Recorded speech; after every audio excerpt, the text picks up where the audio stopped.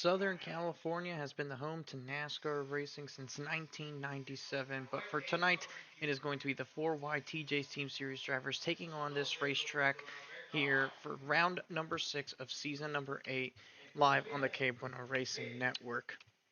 Thank you to everybody that's here watching with us this evening for round number 6 of the season. My name is Francisco Bacallao. I'll be joined by Keelan Belsha shortly later in our broadcast for tonight, but it'll be just me manning the ship here for our Thousand Islands Create show here on the KBueno Racing Network. A condensed version at that. Kenneth Bueno, of course, not going to be with us here this evening. And for those who maybe possibly were not exactly aware of the situation, he was calling that eNASCAR Coca-Cola iRacing Series Championship event just last night over at the NASCAR Hall of Fame. He's not currently available to bring the show, but that's where I'm fortunate enough to be able to step in and bring the production when he isn't able to. So happy that we can keep the show going, and then we'll have Keelan Belsha to help call the race later on in a few moments' time. But while we have an opportunity, let's quickly just kind of summarize what our schedule has looked like at this point in the season. We're here at the season number 8. You can see right there Auto Club as that 6th points event on the left hand side of your screen. We've completed the opening 5 of Daytona. We've completed Richmond, Nashville, Indianapolis, and the Montreal racetrack just this last week for the very first time in series history, where we saw Ethan Fonseca Moreno take his second win of the season, becoming the first driver to have multiple wins on the schedule and capturing KBueno Racing's 4th straight win this season. So it's a pretty good roll that the team is looking like they're on at the moment. So we're going to see if we can talk to Moreno later on in this pre-race show and capture his thoughts on what it was like looking back on that race a week in the rearview mirror, but also with the task at hand here at Auto Club Raceway. One of his hometown tracks besides the Sonoma Raceway is the California native, so we'll get his thoughts soon. But you see what's waiting for us here now in the month of October as we're properly established. We'll be off next week. We'll be off for the following week. Kenneth Bueno will be celebrating a birthday on October 17th, next Friday, and then we'll have the Kentucky Speedway October 22nd before going to Bristol for some Halloween action on October 29th, and numerous other tracks will be in store. Just looking further down the line before we get into our end of the year festivities, where the number of races start to dwindle down before we get into the new year and it starts to pick back up. So a lot of stuff going to be happening here on the KBueno Racing Network with 4 wide as we start getting into the meaty section of the schedule after opening 5 rounds. And a lot of things to go over, and let's quickly go over one of the few things, which is the track that we have for tonight, Auto Club Speedway. Many familiar with it, of course, has not seen a NASCAR Cup Series race since 2023, since it basically got decommissioned and it is being used for other things, but it lives on in the sim, and there is the 2-mile racetrack just outside of Los Angeles, California, in Fontana. 2 miles in length with about 14 degrees in banking on both ends, open all the way back in 1997 as the California Speedway, renamed to Auto Club in the late 2000s, capture that blue wall. And this racetrack, a fan favorite amongst drivers and fans alike, especially in the later years as the asphalt wore down, really coming into its own. And of course, personal favorite for me is Kyle Busch took the final NASCAR Cup Series win from that racetrack. Here's a lap around that racetrack for that matter. This was recorded pre-update, so it may not be 100% exactly the style we'll see tonight, but nonetheless, the track is very much the same. A lot of bumps on the bottom side of the racetrack. The car will want to step out. You have to drive it very carefully. You don't want to overstep and break loose, especially with the hot track temperatures we're going to have for tonight's showing. Down the back straight with a lot of bumps entering turn 3, and it's the same case here. You can go all the way down below that white line, no out of bounds here. You can go to the apron, find some grip there, but you got to be careful because in turn 4, there's tons of bumps that could get your car sideways, maybe causing you to spin and cause a crash, but that's what a clean lap around the Auto Club Raceway looks like, and many drivers will try to do that lap over lap and time again to ensure that they can run as clean of a race as possible. And we'll see if we can talk with the driver who has not won at this racetrack yet. I'm sure he would very much like a victory here, but nonetheless, he is now a 2-time winner this season. So we'll talk to last week's race winner, Ethan Fonseca Moreno, now joins us in the booth during our pre-race show. And Ethan, coming off 2 wins after the fantastic battle between us at Montreal just last week. Now that the dust is settled and we're showing up here to California, your home state, what is sort of the thought process as you try to continue on with this regular season? What are the things you're trying to do here in Auto Club tonight?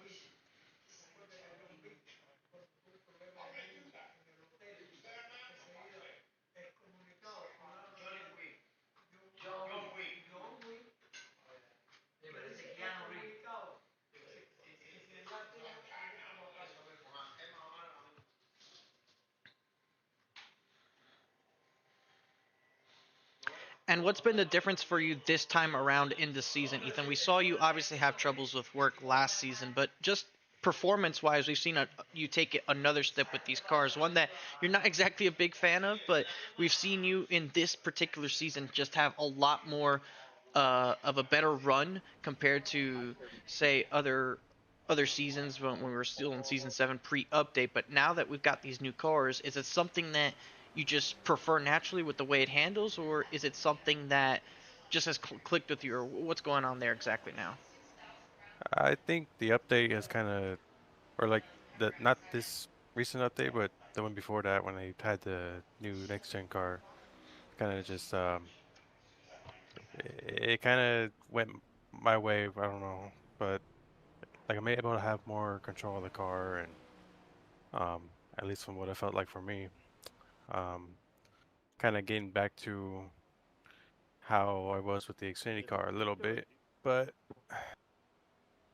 yeah, it's just my luck has also kind of been going my way recently as well. So it's nice to have that, and yeah, hopefully when these updates come by, they don't change this car too much, but because I'd like to carry this through the rest of the season. But Things yeah, things certainly look to be going your way, Ethan, leading the points by a healthy margin, and things only continue to look better and better for you as we go to the state of California. Congratulations, and we wish you luck going forward into tonight's event. thank you. That's Ethan Fonseca Moreno, driver that won last week at the Montreal Raceway, and he'll try to do it again this time from the Auto Club Speedway. We're now joined by Keelan Belsha here in the booth here. Keelan, it's just gonna be us for tonight. Like I was talking about it just a little bit before you joined here. It's Kenneth not gonna be here for tonight. He did a great job in the eNASCAR Coca-Cola iRacing Series event last night from the NASCAR Hall of Fame. But it is you and me that are going to be dealing with the four wide racing TJ's Team Series here from the Auto Club Raceway. Give us your thoughts and your opening impressions here as we're moments away from qualifying. Yeah, well, we talked about it a little bit last week, Francisco. It's just me and you, man, in the helm this week, so we're gonna have to figure it out on our own tonight. But I'm confident in our abilities. It's not like we've never done this before, so we'll be all right. But yeah, like you mentioned, it was a jam-packed weekend for the other guys in our KBRN crew. I mean, Charlie and Kenneth both ended up in the Charlotte area at about the same time. Kind of crazy to that came about, but Kenneth, yeah, he had a jam-packed weekend. He did I believe it was Cars Tour on Saturday night for Flow Racing, and then a quick turnaround to the eNASCAR Championship yesterday, and it's awesome to see what he's doing here at the not only the KBueno Racing Network, but in the other ventures that he is also going down. And Charlie, he also made it to Charlotte. They both ended up going to the Roval race together, so they had a good time there. And Charlie right now is at a 21 Pilots concert, so we hope he is having a good time. I believe it's his seventh 21 Pilots concert, so they're having a great weekend in Charlotte. I believe Kenneth just got back, so hopefully he is getting all well rested at this moment, which I believe he is. But we are at Auto Club, like you said, Francisco, the home of the four wide championship here for season 8. So this is going to be our first look at it, and I think that's something that we will be kind of focused on tonight is on looking at who performs well tonight because that could very well lead us to a championship prediction at the end of this season when we get to the championship 5 race here at the Auto Club Speedway. That's a We've very seen it in the past. We've seen it in the past where we took Homestead notes from the past and we kind of compared it to our Homestead Championship races to see, who will be the favorites. And I think it's no different here. We have had such parity at this racetrack in the past, so I think we're going to have that again tonight. That's a very great point you bring up, Keelan, because this is the championship race this season. No more Homestead Miami Speedway as the finale. It'll still serve as a track in that round of 8, if you will, in the playoff section. But nonetheless, we're still going to be in a situation where tonight we can have a pretty good idea of who could be contenders when we do show up to that Auto Club race. What I'll say is it'll be the first time we race here post the next gen updates. So we're gonna see how those cars race pre-update. They race basically like a super speedway, like a mini Michigan, if you will.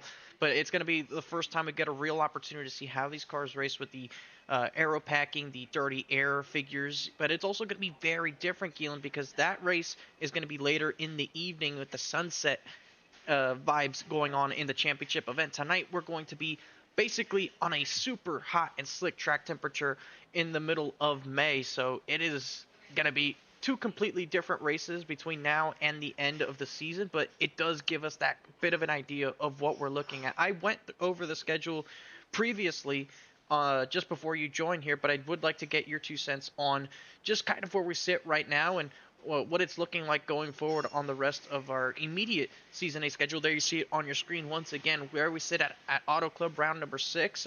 What are things you're looking forward to over the next month or two? Well, we're only 5 races deep into the schedule, and I know we don't have a points graphic to pull up, but the top two have completely separated themselves from the rest of the field. Ethan Fonseca Moreno with his 2 victories. I know you were talking to him just a second ago. And Jonathan Jurgensmeyer, who has really found his legs and consistency this season in his first full time effort. They have completely separated themselves from the AJ Green, Juan Escamilla, Craig Lautenslager trio down there just because of that sheer consistency. And over such a diverse first 5 races of the season, I think it's very impressive that they have been able to maintain that. So now that we start getting into more traditional racetracks that these guys are used to racing in leagues in the past, at Auto Club, Kentucky, Bristol, Pocono, Dover, these next 5, 6 races, 7 races before we get to the All Star break in Homestead, it's very traditional to what you would see in a league race. These are tracks that you are used to, that you have raced at before. A track like Montreal, maybe you haven't raced in the past, so that was a challenge. A track like Nashville, not on every league schedule. So just the diversity that those guys put up in the fact that they, got good finishes everywhere we went leads me to believe they can continue that once we get to more traditional racetracks. But also, that goes hand in hand with some guys who maybe are going to have a better opportunity at a more traditional racetrack like Auto Club, Francisco. So I think it's going to make it very competitive. But like you said, first race here, post update, it's going to be probably very different from what we've seen in the past here. And I feel like track position is going to be very important. Track position, very important post this update, and with the extremely high temperatures we're seeing in the practice sessions right now, just to kind of glance over it at the time speaking, in practice it is 110 degrees, and I believe it is expected to be warmer come race start. So that just goes to show just the kind of track conditions these drivers are dealing with. It's going to be incredibly slick out there.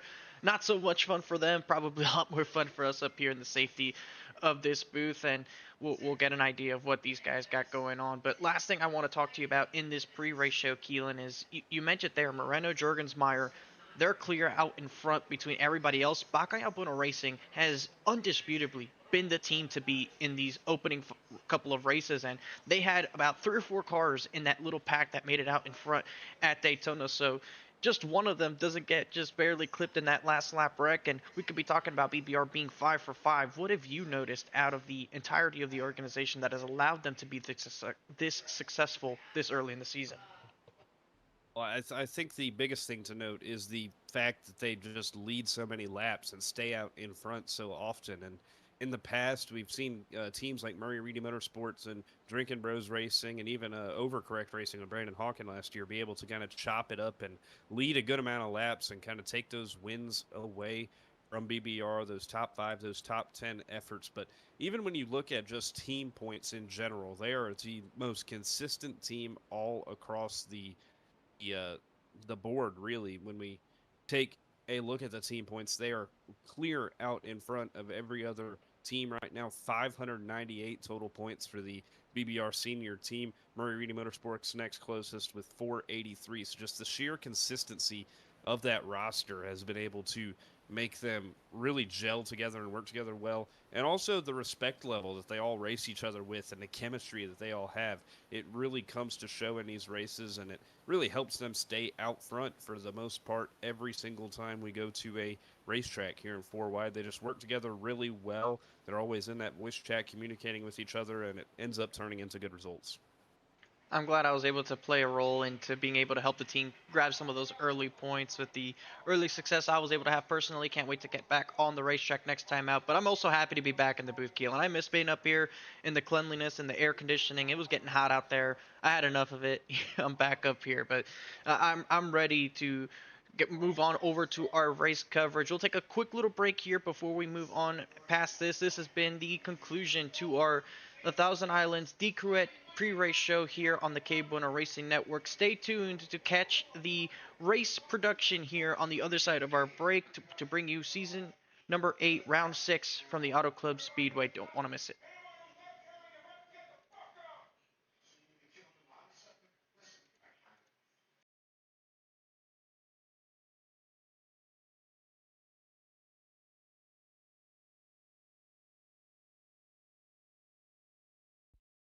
Racing isn't easy, but experiencing it is. iRacing puts you in the driver's seat with the industry's leading sim racing game. Drive on laser scan replicas of the greatest racing circuits from around the world. Go head-to-head against other drivers chosen by skill-based matchmaking to ensure competitive racing at every level. Compete across all your favorite series. In officially licensed cars, engineered to deliver the most accurate driving experience possible.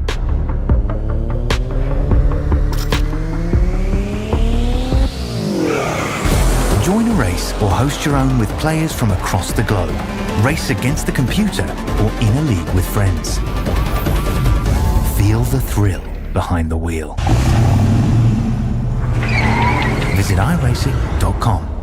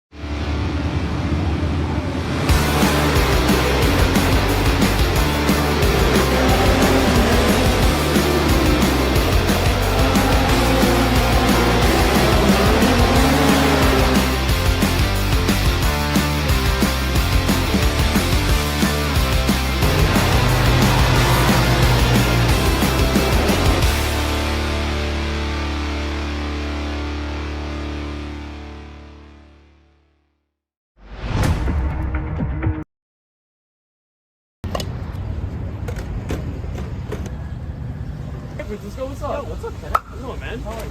Good. How you been? What you got in the bag, man? I got a panini, I have a hoagie, I got it all through the Walmart Rewards app. You can order it all through the app? You can order it all through the app. I can order it all through the app. The world is my oyster! By placing your order on the Wawa app, you can pick up at any time with ultimate satisfaction. Gotta have a Wawa.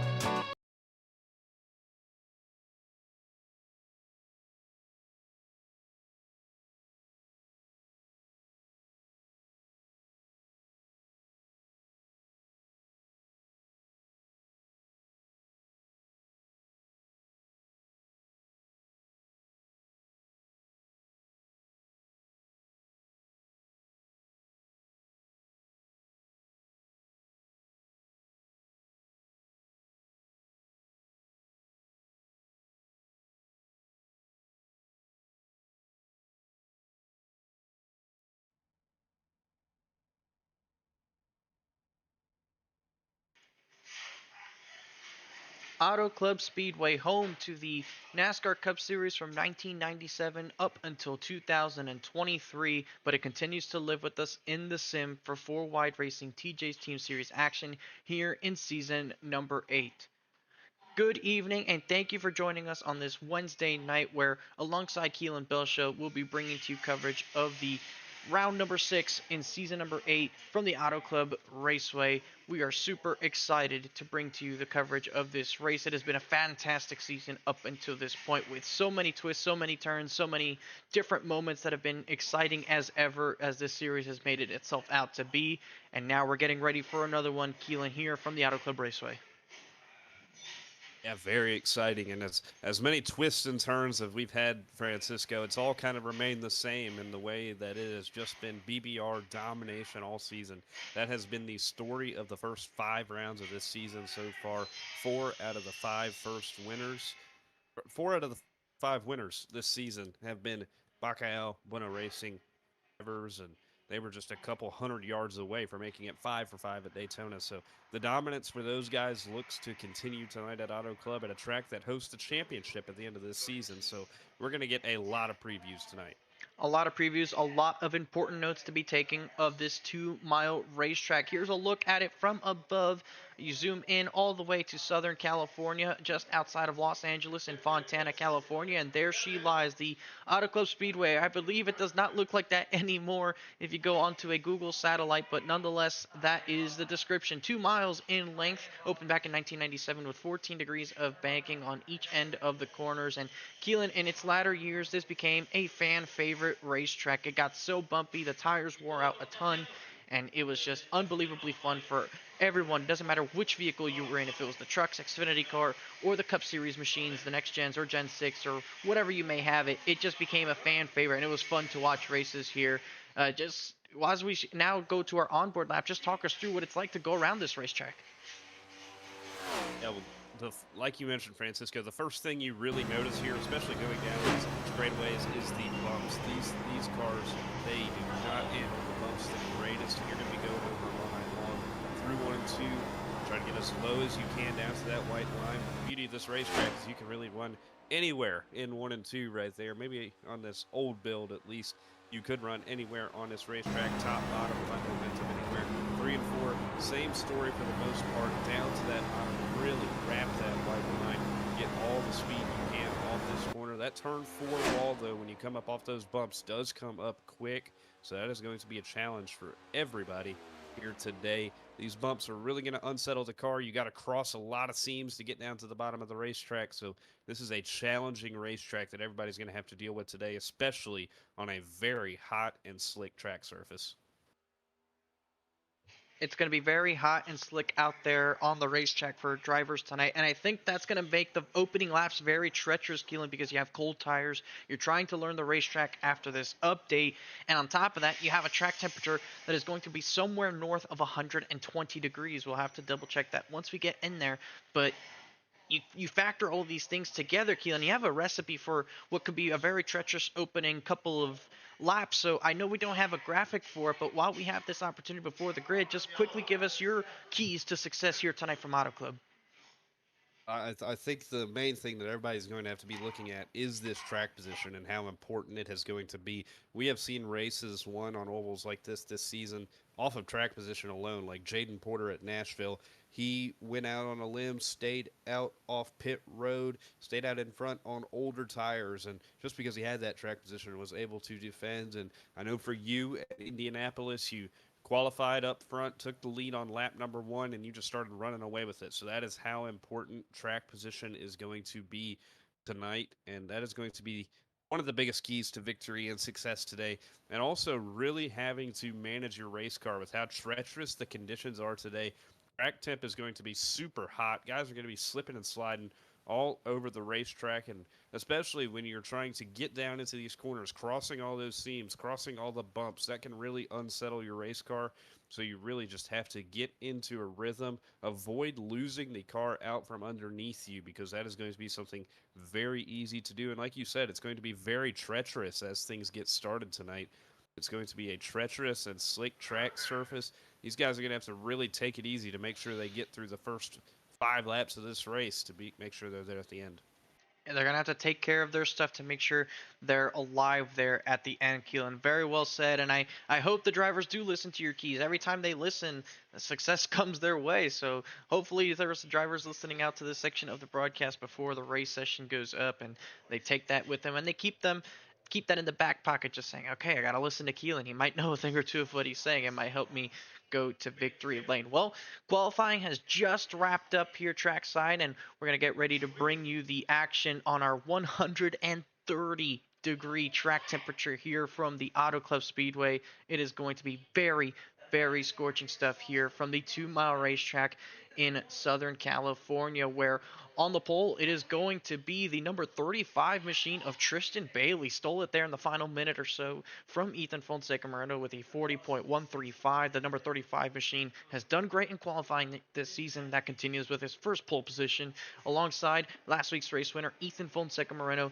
in the number 92 machine. That second row will feature Nicholas Bowen, who had a great run at Montreal as well. He'll be rolling off from the third place spot, with Gabriel Tahari returning from his suspension, returning on a very tight rope on a probation for the next handful of events. Cannot afford to get some penalties. We'll talk about that during our show tonight. He rolls off from fourth spot. Steven Maggio was not in last week's race, does not own Montreal, but he is back here with a top 5 qualifying effort for the number 51 machine, with Jaden Porter in 6th, looking to recover after struggling last 2 races or so.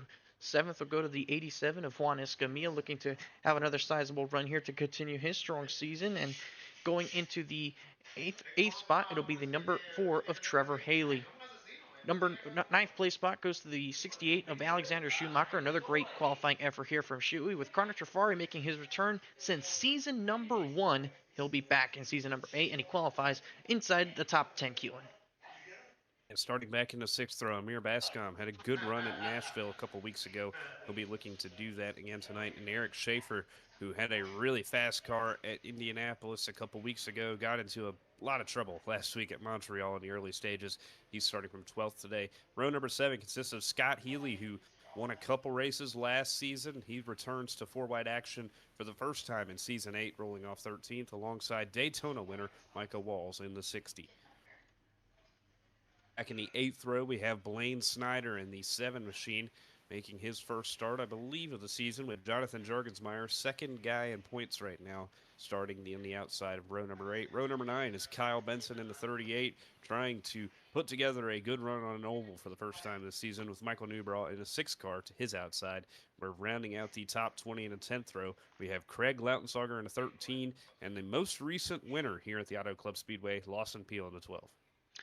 Lawson Peel with a top 20 qualifying effort, a little bit down the order than what we expect out of that number 12 machine. And 21st will be going to Championship 5 driver from last season, the number 71 of Curtis Kelly, looking to turn his season around, with Daniel Moore in the number 77 alongside him in 22nd.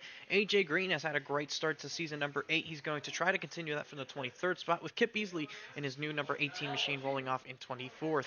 25th will go to league owner Tyler Murray, looking to turn things around with a top 25 effort here from the Auto Club Speedway, with Dusty Applin once again back in the 26th spot. 27th will go to Adam Alashire, the Ohio native, alongside rookie Randy Showers on number 22 from the 28th position. Lance Hill rolls off from 29th position, with Timothy Cook Jr. in the number 30th position, Keelan. Back in the 16th row on a grid, Craig Parks in the 17 machine rolls off alongside Christopher Bishop, who will start in 32nd in that 42 car.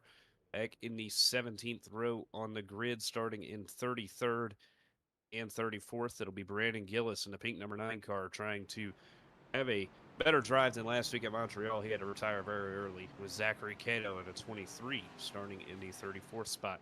Row number 15, first group of guys who did not get to set a qualifying time tonight. The number 8 of Mikey Neal and Brandon Banks in the 5 alongside him. And row number 19 will consist of Tony Kivett in the 76 and Peyton Snyder making his 4-wide debut in 38th. And row number 20 will consist of Chris Fowler in the 11 and CJ Munier in the 89.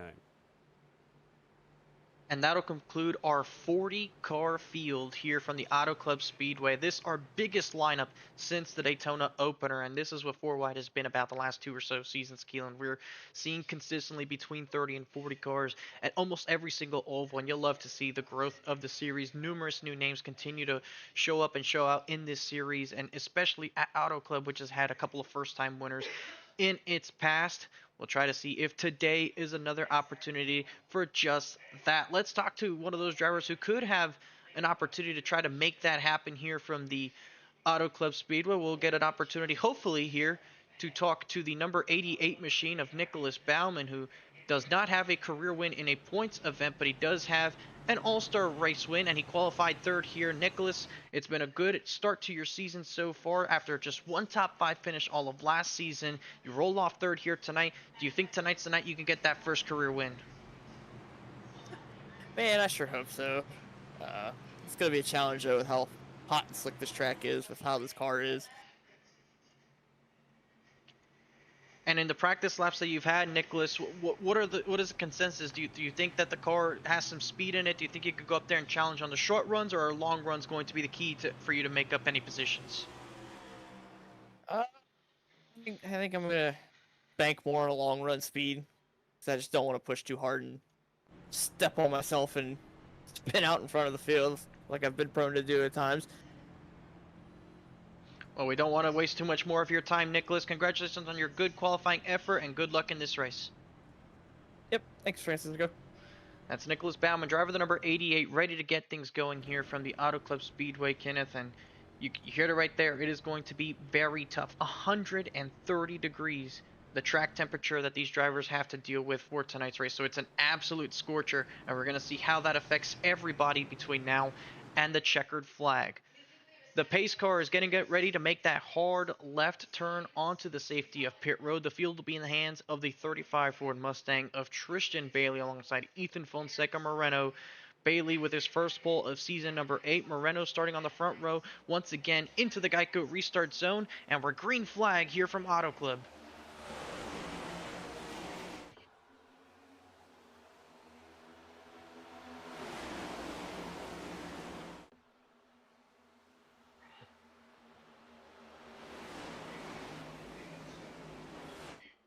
And Bailey's going to get sideways, and he's going to spin down to the inside of the racetrack. Appears to have saved it. He's going to lose a ton of spots here on the back straightaway, but he kept it all together. And all that did was hand Ethan Fonseca Moreno the race lead immediately off the jump. And poor 35 machine of Tristan Bailey will be all the way back down in 29th, Keelan, after an amazing start to his evening. Turned sour by the end of lap 1, but Ethan Fonseca Moreno quickly picks up where he left off from the top position on the racetrack. You see him right there ahead of teammate Jaden Porter. KBueno Racing with a quick jump already here on lap number 2. That is something that's so easy to do coming off this first corner on those cold tires. Overstep just a little bit and you are spinning around. He did a good job saving it, not bringing out a caution flag, but that did immediately turn this race over to KBueno Racing, sitting 1-2 right now. Jaden Porter, Nashville winner, in line with the Montreal winner last week, and Ethan Fonseca Moreno, the only multi-time winner this year so far. Jaden Porter going to try to change that. These two have a little friendly rivalry, we like to call it, Francisco. I know they always tease each other every time one or the other gets the win, because they keep trading their spot in the all-time wins list back and forth. I believe Ethan either retied or broke the tie last week, so Jaden's going to try to get one back himself. Oh, and look at Eric Schaefer sliding off of turn number 2, very similarly to what we saw out of the 35 machine, but he collects it as well, and that looks like turn 2 is going to be the trouble spot here today. We mentioned the track temperature, Keelan, 130 degrees. It is going to be absolutely difficult for anybody to find traction in these long sweeping corners that you're trying to carry so much speed in, but that's why you're trying to take things easy. We saw drivers go 3-4 wide on the initial start of the race. That's not going to change us. Here's our first battle for the top spot since that drop of the green flag. Porter gets a great run off of turn 4. He'll clear Moreno back to turn 1 and take over the race lead for the first time this evening.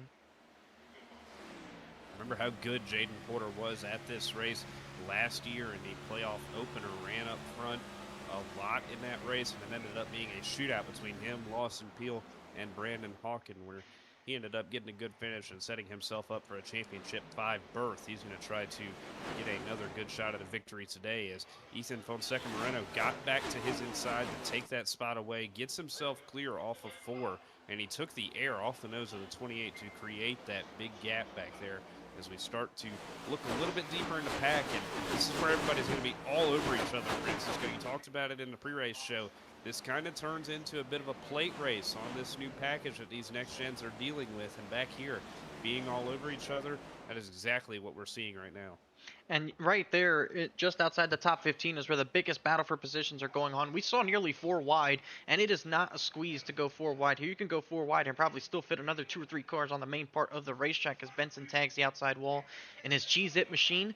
But there's Lawson Peel, who's already moved up into the 14th spot, and it's kind of settled down for now. But you see a little bit further back some more 3 wide action going on, and that is just typical of Auto Club Keelan. 3, 4, and even 5 wide. You see the racetrack just how wide it is. So there's going to be moments where it happens, but just because you can go 3 and 4 wide probably doesn't mean you should. You definitely want to have cars in front of you or behind you on these straightaways because you could just power on by somebody, and this is the perfect example right there. You saw Healy, you saw the 7 machine of Blaine Snyder go right by him. Benson cut him a break there, but that might not be the case later in the race, so you definitely want to make sure you're in a kind of a drafting line on these straightaways with how much long they are and how much horsepower can mean. See Alexander Schumacher there in the middle, slipping back right there. He's going to lose several positions right there. Started up inside the top 10, and he has quickly started to lose spots here on the early run with everybody being super aggressive. Being conservative here early lends yourself to losing positions. Another guy losing a lot of spots was Nicholas Bauman, who we talked to during the base lap, started 3rd. He's back to 9th, but as the battle for lead commences, look who just moved into 3rd, Francisco. First race is the first season of 4 wide. Connor Trifari has made it back to the 4 wide Racing TJ's Team Series. Now he's trying to hunt down these BBR teammates. He joined the server, and his first message was, "I heard Ethan's winning too much." So that's exactly what his goal is, to come back into 4 wide and to take the crown from some of the current guys that we have on top of the series. It's definitely a surprising message, Keelan, because you consider at least Season 7 as the caution flag will wave for the first time tonight. Going to try and see if we can find where the trouble spot is on the racetrack. It possibly involved the 76 or Dusty Applin, Zachary Cato, among others. There's the damage to the front end of that 23 machine, so looks like that's most likely where the incident occurred.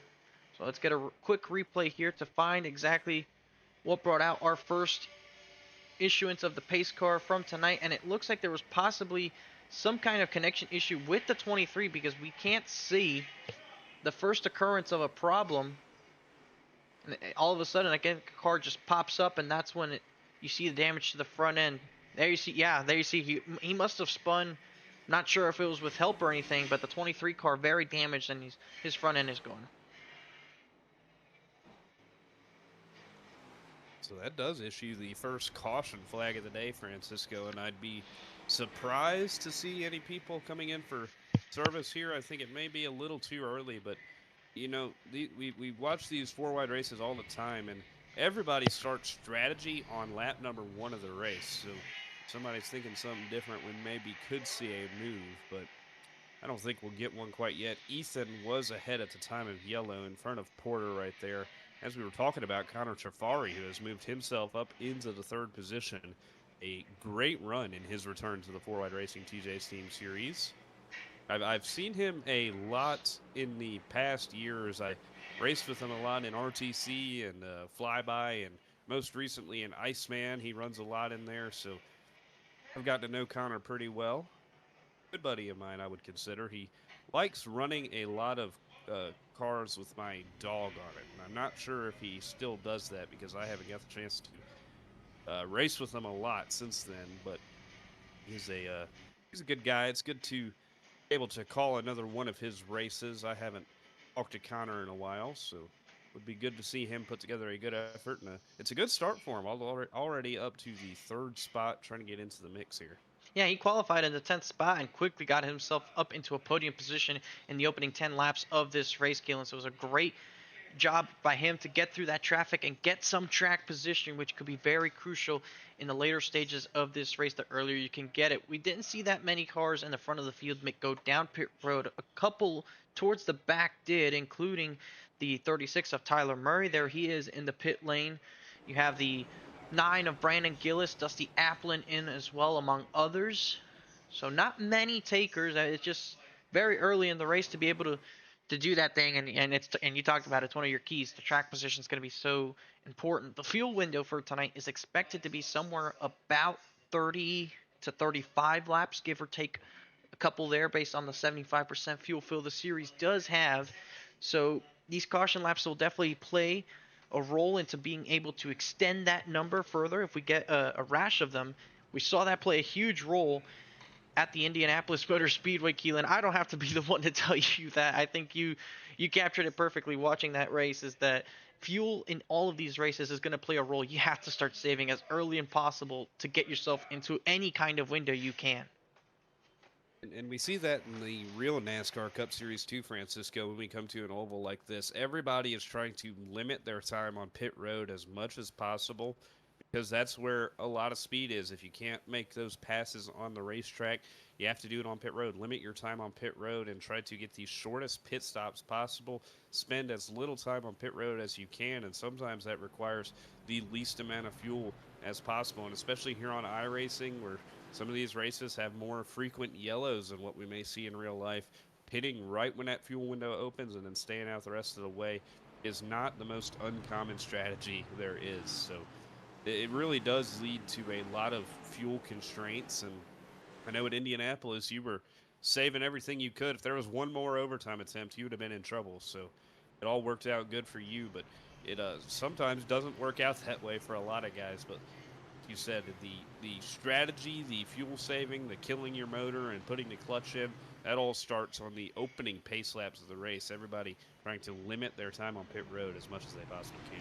Yeah, that Indianapolis race is a great example of when it does work out for the driver. One that I can think of that it doesn't exactly work out for the driver is the SAC Cup Series race from Charlotte. Malachi Drake did a fantastic job to even have a chance at making it on fuel, ran out off of turn 4, got passed by the number 92 of Ethan Fonseca Moreno, where Moreno ended up going on to take the win on a fantastic run to the end. So that's why saving fuel is so important, because on one hand you could go victorious and not have to worry about running out of fuel. On the other hand, you just might end up not having enough drops of gasoline inside your race car to be able to celebrate a race win. That's the difference it can make, and you have to do that as early as possible because it can open up a window at any unexpected moment in time. You just have to stay ready. And ready we are for this green flag on this restart for the first time this evening. There's Moreno getting a great jump on Jaden Porter. Trafari with the nose out in front in his number 09. And looks like Dahari trying to follow him through, as there you see Amir Bascom peek to the outside, 3 wide already. Watch out, these guys just fan out like crazy going into 1 and 2. We saw it on the initial start of the race.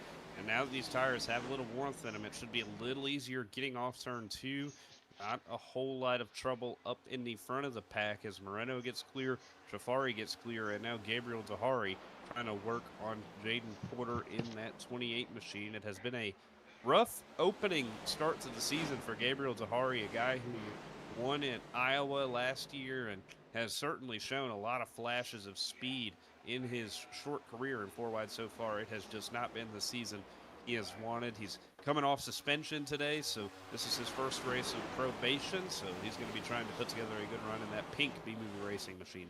And there you see some 3 wide right around here, almost 4 wide. Lawson Peel all the way to the outside wall. There's Jurgensmeyer in front of him, trying to get some momentum off the corner to get around that 27 of Amir Basco. But you're right, Dahari has always shown speed at every single racetrack we've been to, but unfortunately it's just been a collective amount of incidents that the driver of the 72 has been a part of to start the season, and has not gone his way, went over the license penalty point requirement threshold to warrant that 1 race suspension for him at Montreal. And according to Tyler Murray, he's on probation for his following 3 starts.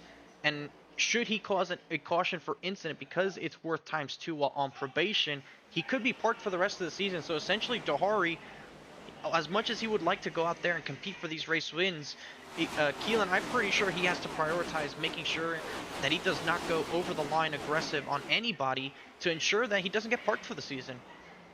Hey, you're kind of racing on eggshells when you're in a situation like this. And I mean, some people, you know, this license point penalty system that they have kind of introduced and they're really taken more seriously this year to try and clean up the racing just a tad. It has come at the expense of a guy like Gabriel Dahari and Kyle Benson, who had to serve a suspension earlier in the season. If he lost and Peel make a scary move to the bottom, he's going to make it work right now. But yeah, this penalty point system that we have is a lot more aggressive on causing incidents. So even if it's something that's not too egregious, you don't feel like it's egregious, but he still made a mistake and something happened, you really just have to be easy with how you race this race car, at least for these next 3 races, and then maybe get a little more aggressive as the season progresses. But I feel like that's what a lot of guys are doing anyways as the season is getting started, taking it easy, kind of points racing in the early stages, and kind of ramping up the aggression towards the end of the regular season. It's the same formula that we see every season. You definitely have to make sure that you take care of yourself first and foremost, and for Dahari, at least in this case, is the one dealing with that set of circumstances.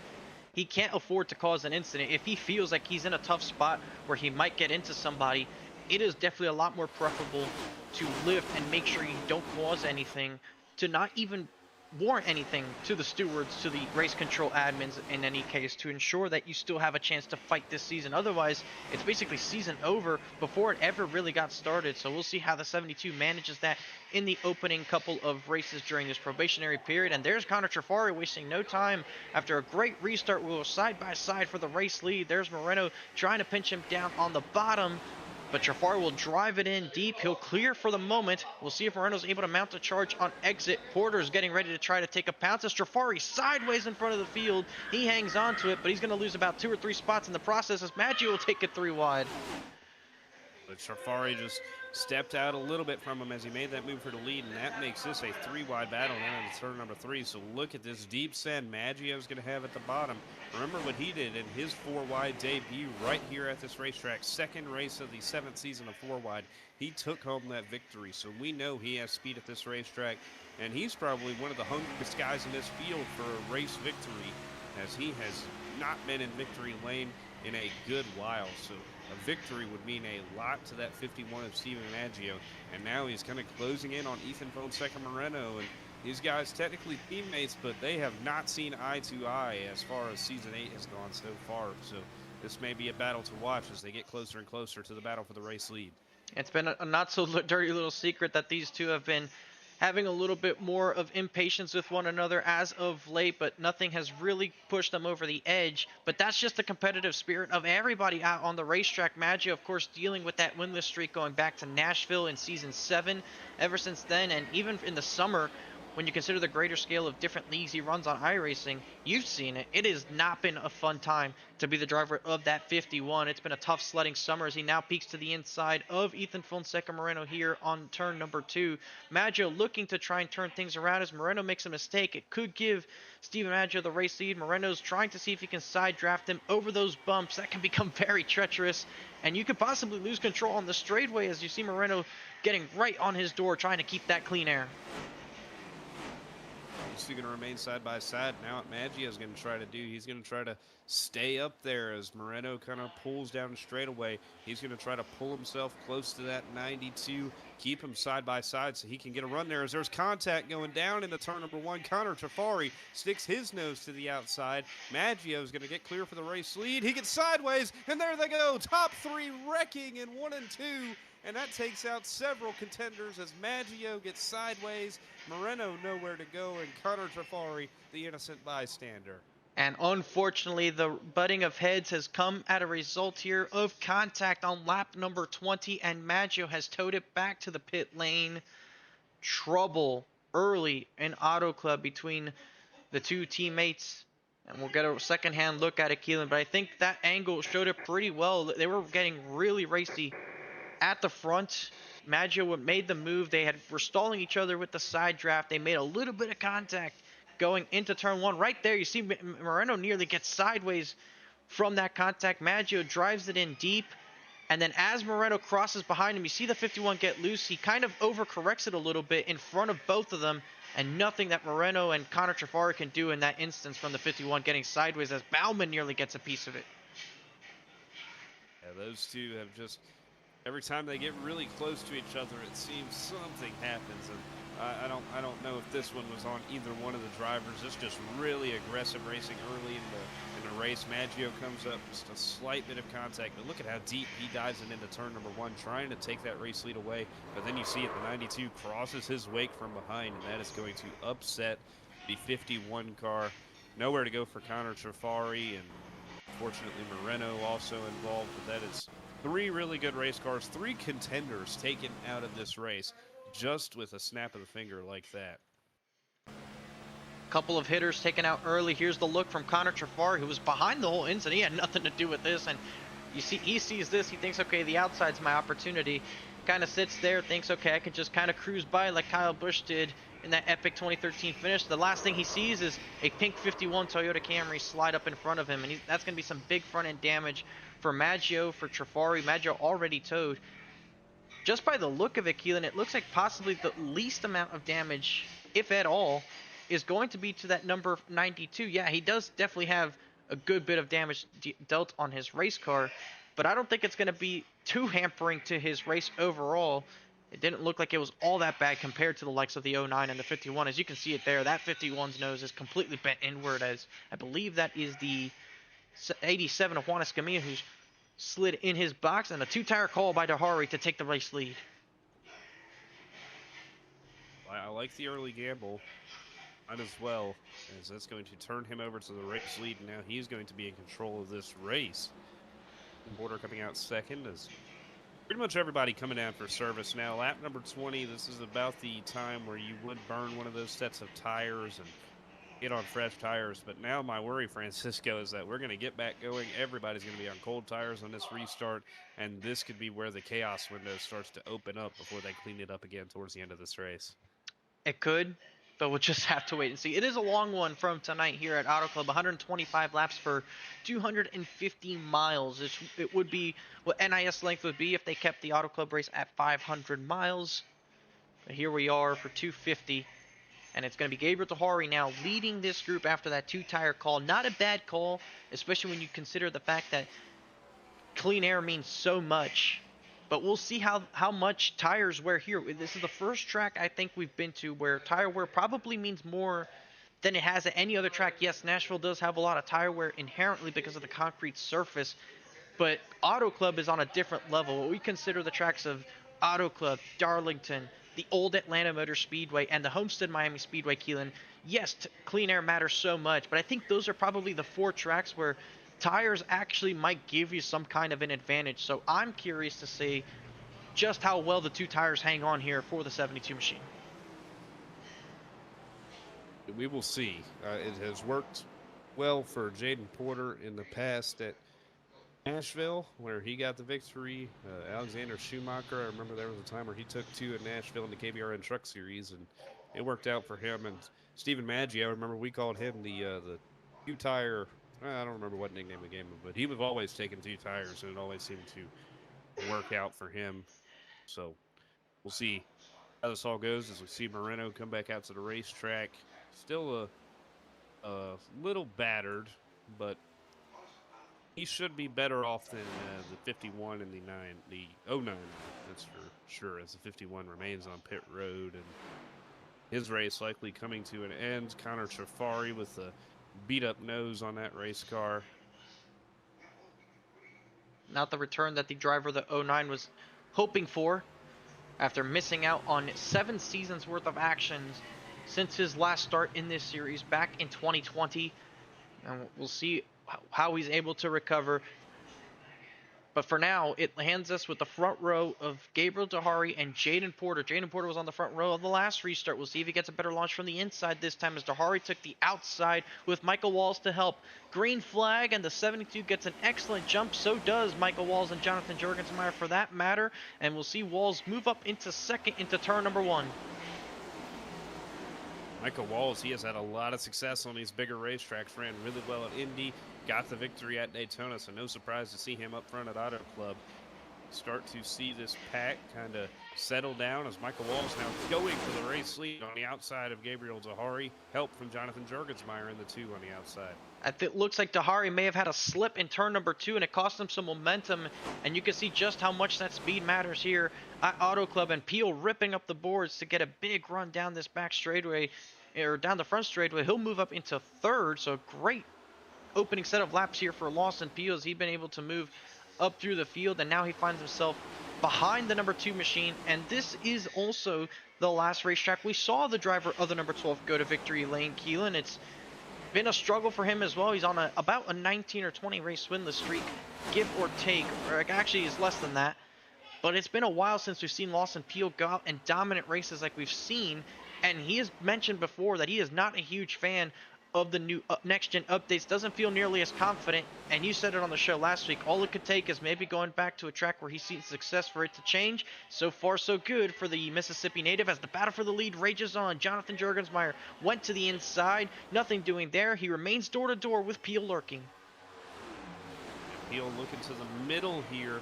He's going to kind of make room for himself right there as Jorgensmeyer going to try to get clear. Very similar formula to that yellow we just saw right there. Everybody going to get through it here for now as Peel has to go up and help Michael Walls. Lance Hill in the fence back there off of the second corner. Michael Walls going to get clear for that race lead. Lawson Peel now challenging Jorgensmeyer. Like you said, Francisco, it has been a struggle bus of a season so far for Lawson Peel coming off the championship 5 appearance last season. Only 1 finish inside the top 10, and it was a 7th place in Nashville. Outside of that, his best finish in the other 4 races has been a 16th place run. So he's trying to find something, and he's going to hunt down the Daytona winner in Michael Walls for that race lead here on lap number 27. Oh, and he's going to aero pack him. Michael Walls gets loose. The 60 gets sent around. He was a deal of the aero pack, and he saves it nicely off of turn number 2. You saw just how close Lawson Peel got to the back of the 60 machine, and that was a perfect example of aero packing playing a role. And unfortunately for Michael Walls, after a great opening set of laps, he falls outside the top 20 up to 22nd. And in that, Lawson Peel had a bit of a moment himself because now Jorgensmeyer finds his way to the bottom. And here comes Amir Bascom after a great run at Nashville to run himself into the top 3. Get clear for now, but this could be something that we see all day, Francisco, where we get a new leader and it's impossible for him to pull away as we see Jorgensmeyer kind of sticking to his back bumper. That car in second's always going to have that toe down the straightaways to keep these battles at bay. It's really hard to pull away as we see Jorgensmeyer in the 2 lurking behind the 12, but he can't just follow him in there because there's not much speed there when you're forced to follow that car in front of you. Could get up, take the air away from him, and that could help you out. But as it stands right now, Jorgensmeyer kind of content in that second position. It's been a great season for that 2 car. Can't say enough about Jonathan Jorgensmeyer. It's been a great start to season number 8 for this number 2 machine, and with the troubles to Ethan Fonseca Moreno, this could be the opportunity for Jorgensmeyer to possibly take over that points lead. So he's going to try to play this race like he normally does and try to be there at the end and get a good result. As you see, nearly contact between AJ Green and Kyle Benson back there for the 6th spot. As Jaden Porter's recovered up into 4th. There's Dehari with the 2 tires. Has maintained himself up into 5th after struggling on the initial lap of the restart. And a big gap has opened up behind Eric Schaefer in 13th, going back to Juan Escamilla in 14th. Not sure what led to this gap forming up, but it's about 2 seconds nearly between the driver of the 87 and the driver of the 3, and it is by a big margin as there's a crash on the front straightaway. There is the 38 of Kyle Benson, or actually the 36 of Tyler Murray, and indeed actually it's both of them teammates in trouble here on the front straightaway.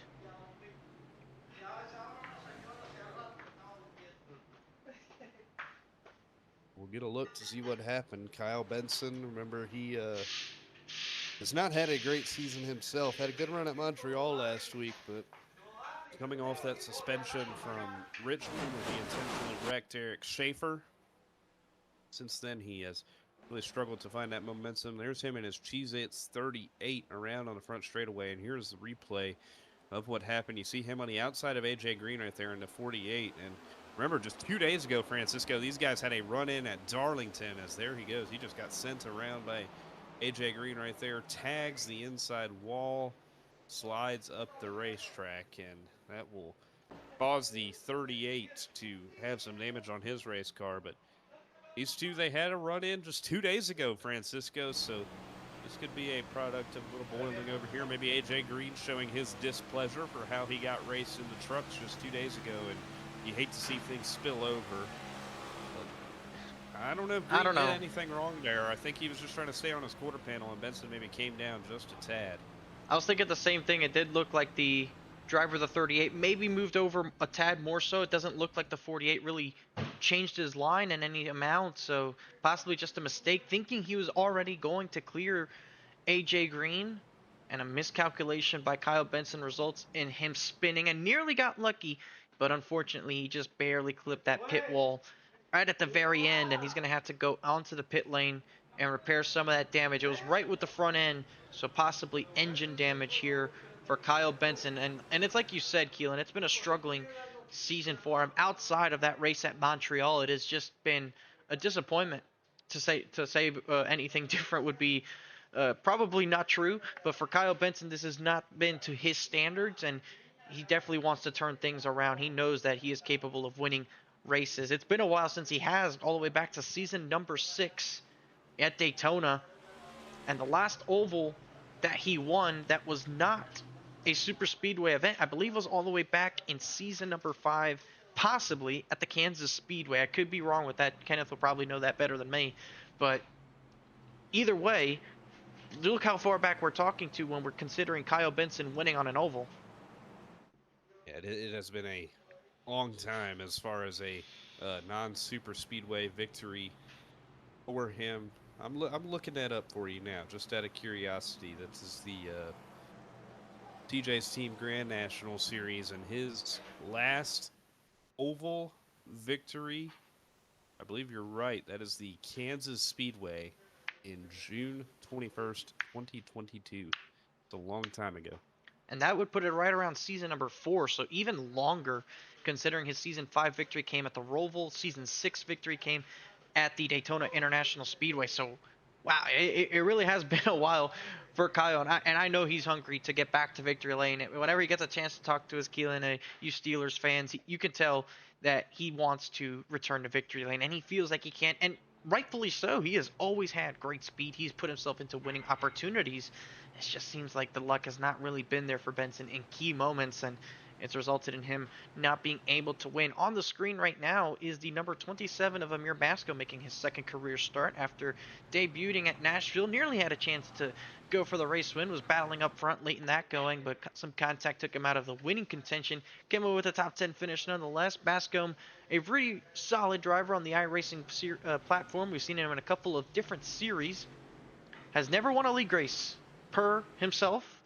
So I think he's definitely a driver that if he ran a lot more often than what he has, he could definitely compete for some wins here. It's going to be his goal when he's here. As I believe he is in a chat with Connor Trafari now, so I think those two may have been trying to work together a little bit at the start of this race before Trafari got into trouble, and now he may be all by his lonesome as Amir, but he knows those BBR guys pretty well, so if he can get up and work with them, I'm sure he will be able to find a way to work with them a little bit. The GOAT guys too. A lot of everybody knows everybody here, so there are guys that you know how to race and who to trust and that. So everybody's got their own little alliances that they form. As everybody's going to come to this restart here for the third time. Lawson Peel in the race lead for the first time in a good while, Francisco. Good to see that 12 car up here as he's going to try to maintain it in front of Jonathan Jurgenspire.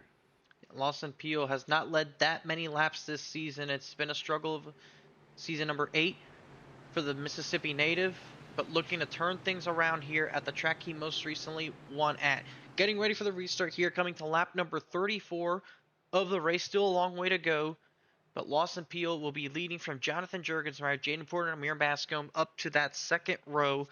And Jaden finally will be in a decent spot on this restart. You see the checkups going on that outside lane as the green flag waves. Porter gets a great launch to get up into second. And you see Dahari now go to the inside of the number 72 machine, or the 2 machine. And they'll be racing from second on back. Porter leaves the space for Dahari, and we're already fanning out 3 and 4 wide already in these corners. Look at Eric Schaefer all the way to the top side. They fan out very wide. That is something that we're so used to seeing as we see Gabriel Dahari leading the inside charge. Scott Healy in a 64, two-time winner last season, former champion in this series. Off a season where I believe he got wins at Kansas and New Hampshire and Daytona. Actually, was it? Did he get New Hampshire? I know he got Kansas and Daytona. Those may have been the two. Yeah, it was Kansas and New Hampshire for the driver of the 64. I think, or Kansas and Daytona. New Hampshire, I believe, went to the Brandon Hawken machine. I could be wrong on that, but those 2 wins are correct. And he won twice last season after getting the win in season 6, which broke a long winless streak for him. And he is back in this series, hoping to make a better full-time effort to try and qualify his way into the playoffs. You see him peeking there 3 wide to the inside of Dahari. Caution flag waves once again. Trouble of Tony Kivet, I believe, in the back. Oh, and the 76 machine with big damage to his front end. The hood flapping, most likely going to tow this vehicle back to the garage, and it'll be night over for Tony Kivet. Get a look to see what happened to that 76 car. I believe he served a drive-through at the beginning of this race, and it cost him a lot of track position. But here he is in 1 and 2, right behind Zachary Cato in at 23. Coming through 1 and 2. And there's Cato getting sideways right in front of him, and that's gonna unfortunately turn a 76 around. So Cato also got some damage out of it, but Kivet just ended up being in a 4-wheel slide down to the inside wall, and that is going to kill his machine. So the trouble started further ahead with the 23, who also towed. So here's a look at Zachary Cato, who was racing with Michael Newbrawl. And I believe right around here, gets sideways over the bumps, tries to save it, and unfortunately Tony Kivet's just there. A bounce to the outside wall for the 23 head on. And unfortunately for the rookie driver, big damage sustained to the front end, immediately tows it. And it'll be night over for the driver of the 23. It's been a troubling couple laps ever since the opening incident with Maggio and Moreno, Keelan. Ever since then, we've just been seeing a handful of incidents. Nothing too big in terms of car count, but just a couple of incidents here or there that have resulted in the yellow flag continuing to wave. Doesn't look like anybody's coming down for service here, so Lawson Peel will maintain the race lead as we try to get into a rhythm. But like we said, after that caution, it kind of broke this race wide open with the top 3 spinning. Everybody on these new tires kind of lends itself to that chaos that we get in the middle of the race.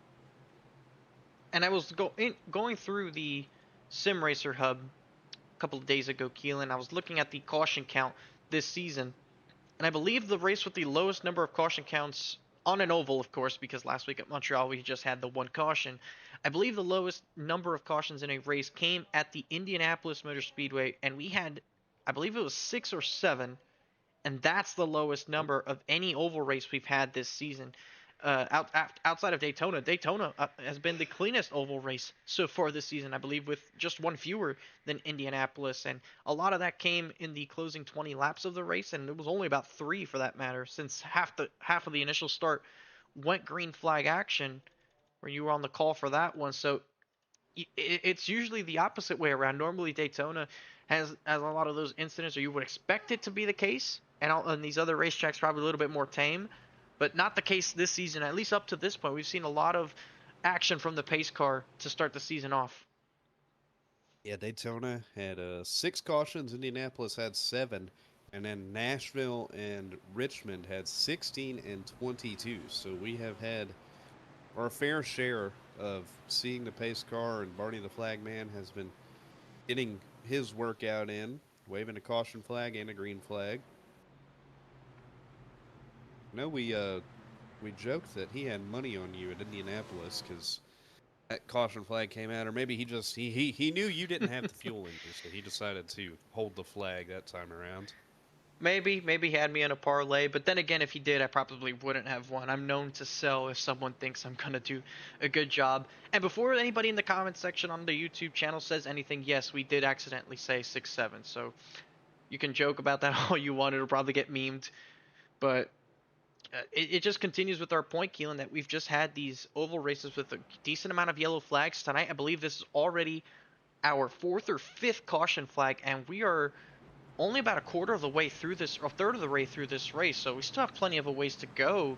And surely this won't be our last yellow flag of the evening. So I think the biggest question is when we get that long run, because there's always one, when will it happen, and how crucial will it be to execute a possible green flag pit stop or to save your tires once you're in the midst of that run?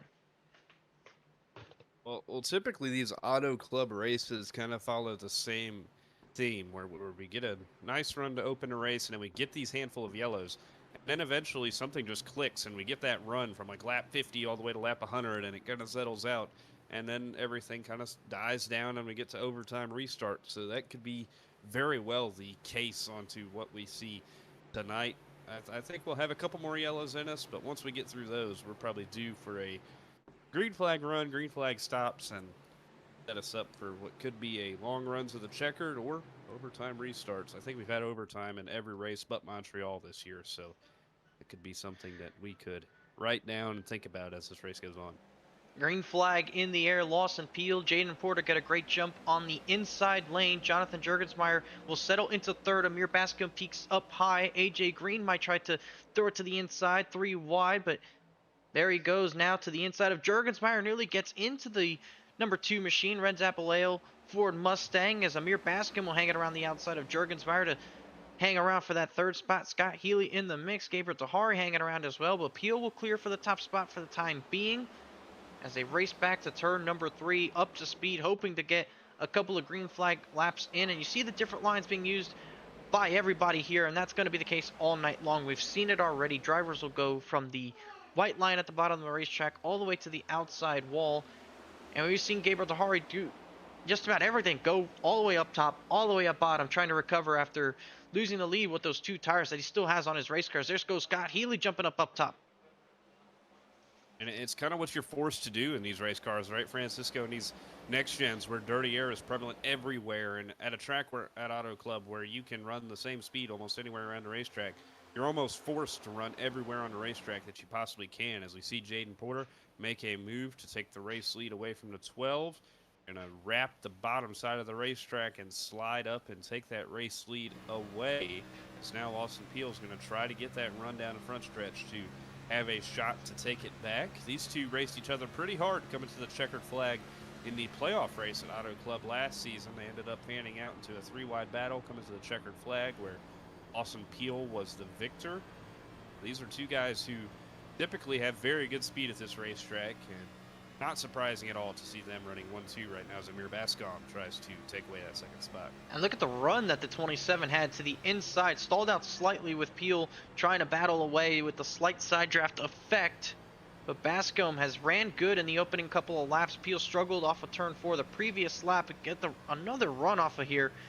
And you see Porter will move down, try to help the 27 out to keep them side by side behind him. It's a great tactic to keep them racing behind you, but also I'm sure he would prefer to have a teammate behind him, somebody he wants to work with over this 12 car, especially if it can make his life a little bit easier. Porter comfortable with running the bottom as everybody else seems to be moving up at least 1 to 4 lanes up higher. Trying to get in a rhythm. This bumpy, really bumpy racetrack and this hot track temp, it's really hard to get into a lap-by-lap rhythm with how little grip there is out there, but Jaden Porter's trying to do it here as this race goes on, as Scott Healy's going to take that spot away from Bascom for now. That opens up the door for Jurgensmeyer to maybe take it 3 wide down the front stretch. Healy's going to block, but Jurgensmeyer goes even lower to try and put himself onto a podium spot. Heel going to dive back, try to take a stab for the race lead, but leave Porter is going to keep him clear for now as Jurgensmeyer really ripping that bottom. And this is what has made him so good to start this year, Francisco. Being aggressive, but knowing when to be aggressive and to make those moves when he knows it's safe and when he knows it won't come at a risk of putting damage on his race car. He has really been very good at identifying situations and knowing where to make moves, and it has put him in the top 5 for a lot of this year.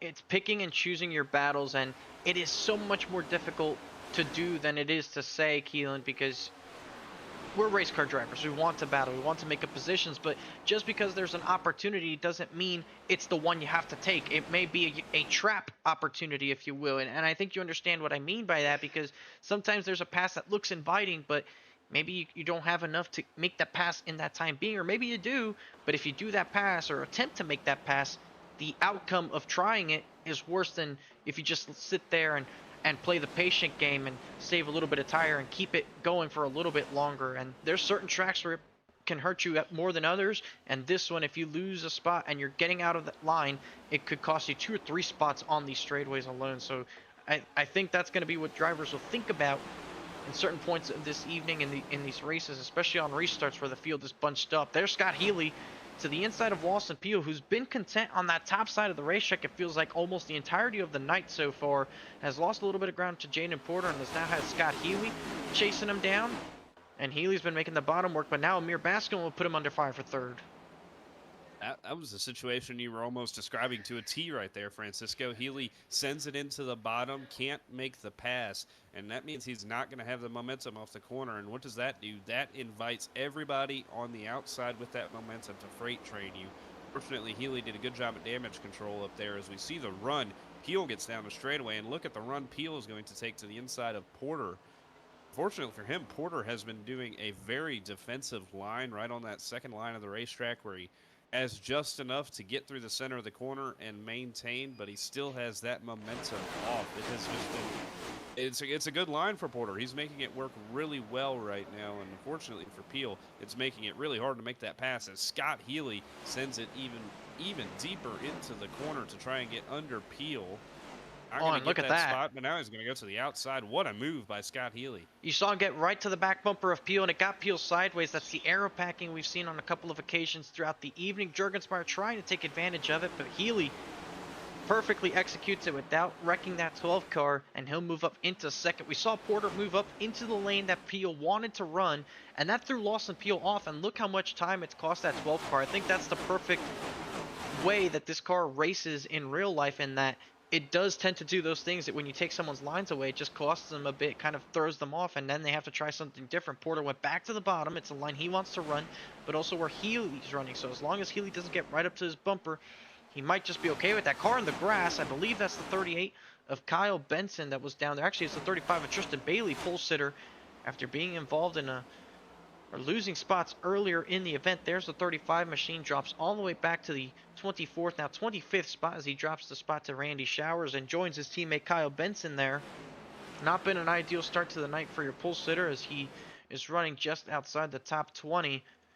And looking in this top 10, a driver who's been quietly up here the entire time has been Alexander Schumacher, and it's been well documented. The Shoe Sanity run, as he calls it, over the summer has carried into the fall. He has continued the great runs, the top 10 efforts, and if this was Shuey, I would say a year or two ago, he might not be in this top 10, but he also might not have the confidence to feel like he could be up in this top 10, if you understand what I'm saying. Shuey has had a lot of ups and downs with his motivation, with his confidence, but right now it's at an all-time high, and it is producing results for him.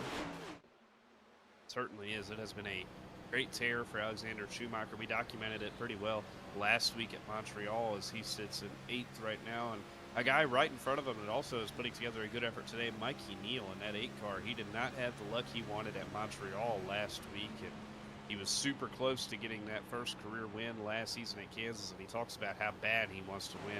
He currently sits in 7th as Scott Healy makes a great run to the bottom. Now he's going to have to try to get up there, side draft. Porter does it, pulls himself closer, and now these guys are going to be pretty even going into turn number 1, but the more they stay side by side, you look at how much closer in the mirror that 12 car gets. They're going to have to settle this battle pretty quickly, and it's going to be settled off turn to Scott Healy to the lead. But now Porter may have an attempt to cross over here with that momentum. Healy blocks, but Porter gets down there. It's a little bit of a fade as he did have less momentum. Healy will wait until the early entry to try and stay there, and he'll try to keep Porter pinned down. Peel will try once again to run that Kyle Busch line to try and get big run through the corner, and they remain door to door. Healy this time will have the momentum. You see Porter try to stay there to the inside, but Healy clears. He'll cut down immediately on the 28, and you see Porter still trying to get a draft and find a way around this 64 machine. But as he's been cleared for the top spot, now it's up to Scott Healy to place the car in the right enough position, not get sideways, and allow Porter to make an attack. And job done for the 64, who'll take the lead properly for the first time this evening. This is going, that pass right there, it kind of bunched up this entire top 5 all over each other now. So now Porter down on that white line where he likes to be, right in the draft of the 64 car.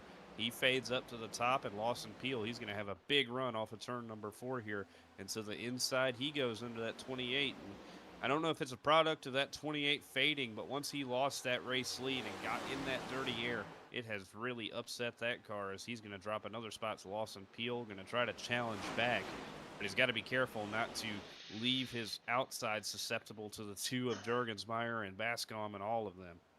I mean, it's a fact, Keelan, that clean air with this race car drives so much more different than when you get in dirty air. And the further back you are, the worse it continues to get for all these drivers. So if you can keep some of that clean air or cleaner air, it'll definitely help the speed of your race car, the handling. As look at the run Jurgensmeyer gets to the outside. It looks like Porter may be checked up for Peel off the corner a bit as he tagged the outside wall. And Porter will end up losing that 3rd spot to Jurgensmeyer. Now Bascom is going to get up to the back bumper of that 28. Mikey Neal in tow as well. And Gabriel Dahari in this run has slowly but surely drifted all the way back to the 11th place spot, the number 72 machine. And I just want to point out there are 31 laps into their fuel stint. We've had a couple of caution flags in the mix, Keelan, so I would like to think if we remain under this green flag, possible green flag pit stops within the next 10 laps or so. I feel like that could open up, and that could open the door for several different strategies. We've seen how important tires have been as Gabriel Dahari. He took those 2 tires and he slipped back more than he's gained. So maybe pitting early, getting those fresh tires could help you get that track position. We know how important track position is. I would be okay taking a short pit risk if I'm a guy like Micah Walls, maybe back there in 9th, even a Jurgensmeyer sitting back there in 3rd.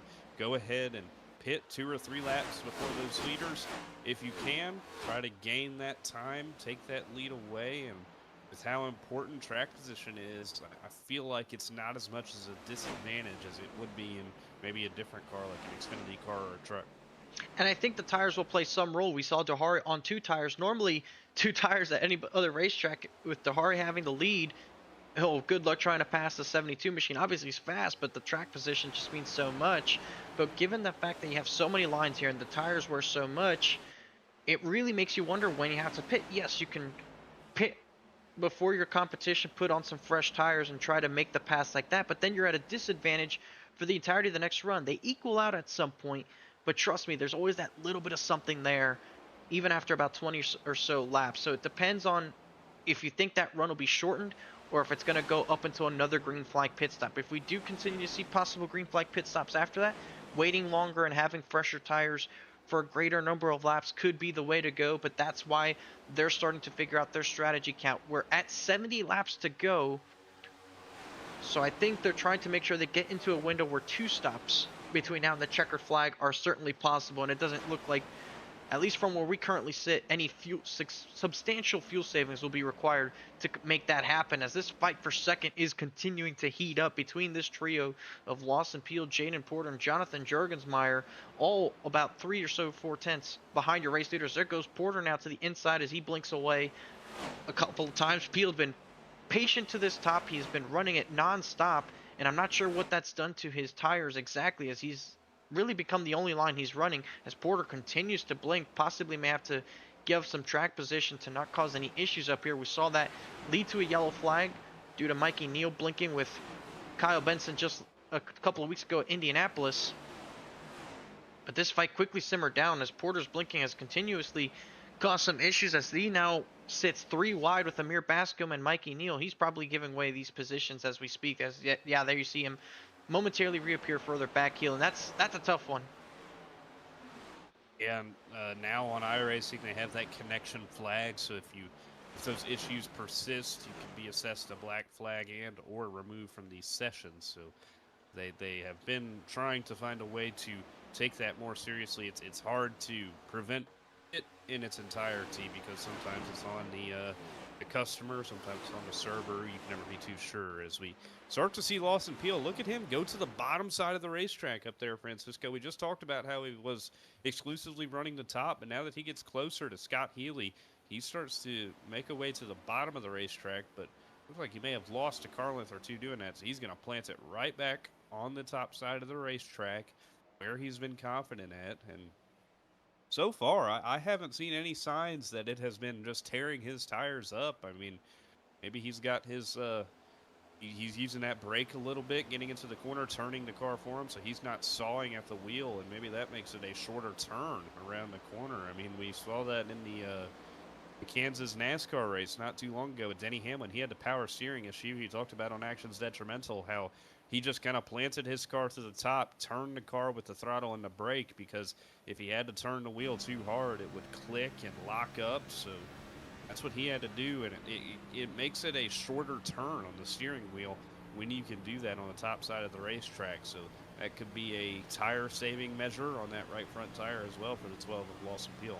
And another factor could possibly be the still warm track temperature, Keelan, because I doubt the track temperature has changed as the caution flag will wave just before we get into green flag pit stops. It looks like trouble possibly for Lance Hill in the number 1 machine, and there you see him limping on the back straightaway to put us under the yellow flag for the 5th time this evening. Number 1 machine in trouble. We'll get a quick replay here to look at. I was going to say, Keelan, is that it's possible that it's you, honestly, I forgot this has happened to me over 2 of the last 3 shows. I'm trying to make a point, yellow flag comes out, and I forget my point, so I'll just go back and try to find this incident with Lance Hill, and it won't let me switch the camera until he's already around, so not really able to see clearly what caused the one to spin. The most accurate speculation, Keelan, would probably be got loose on those bumps and slid down the back straightaway. And that is something that's very common to do, so I would be pretty confident that assessment would be correct. But you were talking about that track temp right before the yellow came out, and you were saying how it likely hasn't gone down very much, so I would assume no grip on the bottom as much, so running the top, you have just that little more grip. That's very helpful, Keelan. I was talking about the track temperature, and we started this race with an in-sim time of around 12:30 p.m. Eastern, so or 12:30 p.m. local time, so West Coast time, if you will. Right now, it's been about an hour of real time, so 2 hours have gone by in the sim. It is almost 3 p.m. on the racetrack right now, so the track temperature is probably still over 120 degrees because it's been that long, and it's going to continue. It's going to decrease, but it probably won't go down any meaningful amount until I would say, get past lap 100, where it really starts to cool down with the sun setting and getting into the later afternoon stages. But still, for now, over 100 degrees on the track temperature is going to make it very difficult on the tires. They probably wear an extreme amount to the point where, at that point, it's not about saving the tire. It's just about wearing them out in the right enough balance to where you feel like you can run your fastest, which is not something we've ever seen before with this tire model. But maybe with these updates to the next gen car, it's something that you can do. As, oh no, looks like trouble for Scott Healy. Possible pit road penalty is going to cost him all the track position. Yeah, I believe that may have been a speeding on entry because he was not pushing it very hard out of the stall. So maybe coming down pit road here, just going a tick too fast. Here's the replay of his entry. You see Lawson Peel tagged right behind him in first gear, and I could never do that, Francisco. Pace in first gear or even second gear. Every time I come down pit road, I'm keeping it in 5th gear just because I'm more confident in my abilities to get the car slowed up like that. And I feel like if I jam throttle too hard, I'm in trouble. So he did overshoot his stall a little bit. That could have also been a factor, but it does appear the speeding penalty. I can't think of anything else that would penalize him. Yeah, it's not. It wasn't on entry. Otherwise, it would have forced him to serve it while still in the stall. So there he is exiting. He does go up to fifth gear, but he's exiting slow. So I'm not too sure. It normally would keep him out there, but he immediately knows it and he just kind of lets everybody go. So it maybe was on entry, but definitely an unorthodox way of going about it. And that's 3 of the last 4 weeks we've had pit road speeding play a huge factor. We saw myself do it at the National Super Speedway from the race lead. We saw Eric Schaefer do it, trying to take the race lead off of pit road at Indianapolis. And now today with Scott Healy, who was up front in this one, he's going to lose a track position. So this goes back to mistakes we've talked about. You can't afford to make mistakes with track position, meaning as much as it can, because otherwise you're spending the entirety of the race just trying to get back some of what you had. Yeah, it's just really unfortunate, and that situation cannot arise. But I saw the replay there. It almost makes me believe that maybe if he even got a penalty, I mean, he may have just had to step away. I mean, that's also a possibility. You just have to step away, and the best area to do it is on pit road exit. But he is not gaining any of that track position, so something had to have gone awry in that 64 pit stop right there, as that has turned the race lead over to Lawson Peel, and a couple guys looking for their first career wins fill out the rest of the top 5. Mikey Neal, Jurgensmeyer, Amir Bascom, Alexander Schumacher. And into the Geico restart zone, it's going to be Lawson Peel getting a great launch. Jurgensmeyer reacts as best as he can to go even with his teammate in Mikey Neal as they race back to turn number 1, the 12 car with about a 3-car length advantage. There goes Alexander Schumacher trying to get one down the inside to get into the top 5 for the first time this evening, as Porter, Banks, Walls, AJ Green all doing battle, nearly going 4 wide off of turn 2. A couple of cars tags the outside wall. They save it though. That was nearly a close cause. You see a couple of more cars get big runs down the straightaway, and Eric Schaefer will tag the wall going into turn 3 as they continue to go nearly 4 wide back here. Oh boy, Keelan, this just accurately shows just how crazy these restarts can get. Oh no. And then Schaefer bounces off the wall again. Alishire tags him in the rear, as this is, yeah, like you said, just crazy restarts. That is something we are so used to seeing here, as Eric Schaefer lost a lot of track position. Mikey Neal found his way back into second, Jurgensmeyer third. So this top 5 shook out just about how they restarted. And now Lawson Peel is going to try to start the strategy of maintaining that race lead and trying to keep his car around towards the end of this. I believe if we stretch this tank out all the way, and if this race goes green all the way, it should be one stop from here.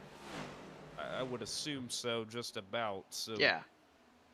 I don't think there's any constraints really, as we see Mikey Neal go for the race lead. Gets a good run off the corner, gets the help from Jurgensmeyer. We'll see if the 8 tries to send it to clear Lawson Peel. He does. Peel will try to drift up high.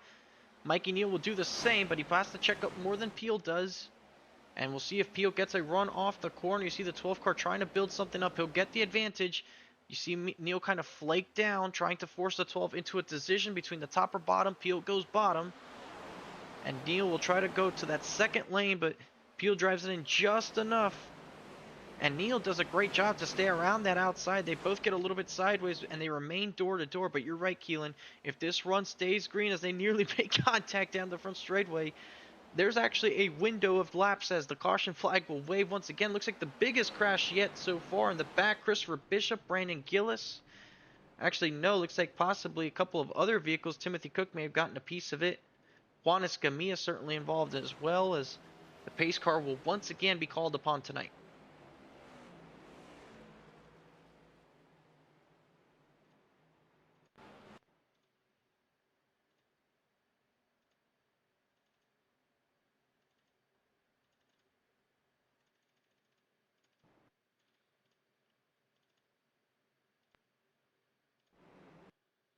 And trying to find the incident in here,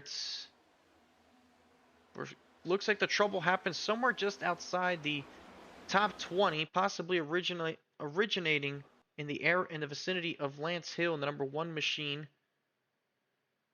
We'll try to sort that out here and get that on the screen, but there it is. Looks like gets loose from the 4 car behind him. Overcorrects into the outside, gets Christopher Bishop, the 7, or I believe that's the 77 of Daniel Moore getting a part of it as well. You see another car kind of slide in. And Lance Hill towed it back to the garage after that damage. So it's going to be night over for Lance Hill. We'll try and see if we can get an additional replay at it. And here's the look here, Keelan, as we're on board with Lance Hill. It looks very similar to the Steve Maggio, Ethan Fonseca Moreno incident, where in this incident, Trevor Haley, right behind him, you see that 4, get into his wake, arrow pack him, and that just really upsets the race car right there. So, unfortunately for Lance Hill, just a victim of that. He tried correcting it, but ended up sliding up into the 17 of Craig Parks and the 42 of Christopher Bishop. So, that'll take out a couple race cars, and would assume nobody comes down for service here, as we just did off that restart. Maybe split up some strategy a little bit, but there's really no advantage to pitting here unless you're deep in the pack and want to try something different. As Mikey Neal got to the race lead, and right before that yellow came out, it was a spectacular turns 3 and 4 for Mikey Neal in the 8 to find a way to give up the entry a little bit to Lawson Peel, let Peel get in there deep, but he found that speed in the center of the corner, and that was it takes some guts to do that, what he just did, Francisco. I mean, he stepped on that gas in the center of the corner, lost the back end a little bit on exit, but found a way to keep the car underneath him and hold that race lead. That was it's a lot tougher than it looks in those situations, because it's either when you're on the outside, it's either go in deep and make sure you're with him at the center of the corner, or try to give up a little on entry to try and, if you know you have the grip, to get that speed off the corner. And that's what Neal did there. Instead of trying to challenge him on corner entry and possibly losing it, he did a really good job defending there on the outside. It's a great move by him to take the race lead, and sometimes just clearing your competitor, even if you might not feel comfortable yet with the car, is just enough because of how much the arrow means. You're seeing on the screen there Moreno and his comeback efforts has cleaned up the back bumper. The front end still kind of damaged on that number 92 machine, is doing his best to try and get a clean car and get back out there and see if he can solve anything in the second half of this race, as we're just past the halfway point in tonight's event. Other cars that have gotten damaged tonight, there's Connor Trafari in the 09 machine. Still has some substantial front end damage. Is one lap down in this race in 35th, as we have 33 runners currently on the lead lap. Dusty Applin, among others, also trying to get some damage repair. Scott Healy, after his pit road penalty, or presumed pit road penalty, probably something else happened there with the 64. He's back in the 22nd spot, as we're getting the 1 to green now. And Mikey Neal has not won a race in 4 wide in his career yet, but he has certainly been competitive in numerous of his starts, especially as the races have continued to pile up. We continue to see that 8 car closer and closer to the front of the field more consistently in more events. Kansas is definitely one of his better chances to win last season. He talked about how much he loves the Kansas Speedway, and just a couple of weeks ago when they were there on official, Keelan, you saw it in the KBueno Racing server. He was winning in C fixed, B fixed, A fixed, name it, and he was getting those wins at the Kansas Speedway. So it's one of his favorite racetracks. I'm sure he's going to look forward to it come playoff time. But certainly, without a doubt, in recent events, Mikey Neal's been getting stronger and stronger, and right now finds himself in the playoff cut line. Yeah, he's done it at Las Vegas recently too, and it's always something I see first thing in the morning, because he's always finding a way to race at like 6, 7 in the morning, and I'll check my phone and he's already got an official win. His day's already started, and I'm like, man, I'm not even awake, and he's out there winning races. So he knows a thing or two about these mile and a halves and these high throttle time racetracks like this. He always finds a way to have good runs and good track position. Today at Auto Club, trying to find a way to get that first career win. We know how hungry he is for one. And he'll try his best here in the restart zone. Gets the help from Juergensmeyer and Porter. They'll clear back to the start-finish line with Juergensmeyer already in second. You see Peel now side by side with the 28 of Jaden Porter for the third place position, as they fan out now in turn 1. Looks like Amir Bascom trying his best to get around the 60 of Michael Walls. Alexander Schumacher in that battle. And Brandon Banks for the first time this evening. First time we've called his name up into the top 10. Z Lawson Peel going to be a victim of the freight train right here of all those BBR and BBR affiliated guys on the outside of the racetrack. All these pink roof numbers a little bit deeper in the pack. Tyler Murray in the 36. First time we've seen him this far up. Blaine Snyder in his debut sitting there in the 12th position. Nicholas Bauman, Gabriel Dahari, they're trying to find some speed after they were up there at the beginning of this show, but they haven't been able to crack back up into the top 5. Trying to find some track position themselves as Baden Porter looks to the inside of Jurgensmeyer for second. And just like that, we have found ourselves once again with KBueno Racing owning 4 of the top 5 and 5 of the top 7 positions in this race. It has just been that kind of a season, and they have stiff competition because Lawson Peel, Michael Walls, among others, are going to be tough drivers to beat in this race between now and the checkered flag. But it just continues to be every single week they find themselves in position to win these races, and they're with numbers at that. It's never 1 or 2 cars up there. It is numerous vehicles up at the front, and right now they're owning the top 3 spots with Porter taking that position away from Lawson Peel. Amir Bascom trying to see if he can mount a challenge to make it the top 4. Everybody's starting to settle out right now. A lot of single file action. Everybody trying to take care of everybody for the most part to get to this checkered flag. And as I say that, Lawson Peel with a huge send into 3 and 4. He's going to try to plant it to the inside of Jurgensmeyer. But look at that run that Porter's going to have to Jurgensmeyer right there to kind of push the 2 and the 28 clear. Peel is going to have to dive really deep again into turn number 1 if he wants any challenge. That is how he got the race 1 in the playoffs last year, Francisco. If you remember, he got a huge run off turn 2, sent it to 3 and 4, and I had no idea that that move was going to stick, and somehow did, and he was able to get that race win away. Going to give that spot up to Amir Bascom in a 27 here in 3 and 4, likely, but caution out again. Caution out again. Trouble once again in the back, and I believe Kyle Benson once again gets a piece of it as there's the 38 car stranded on the back straightaway. Some damage to the right rear of that Ford Mustang. And again, just has not been the night and the season for the Pennsylvania native, hoping to turn things around into his season. As we'll try to get a replay and see what exactly led to the troubles for Benson this time around. It looks like it was a decently sized crash off of the second turn of the racetrack. There you see the 22 and the 89 Racing Show just ahead. They're checking up. It looks like Benson may have just drifted up into CJ Munier. Sends the 89 spinning, and then right over those bumps, that's where Benson's car starts spinning. Drifts up the racetrack.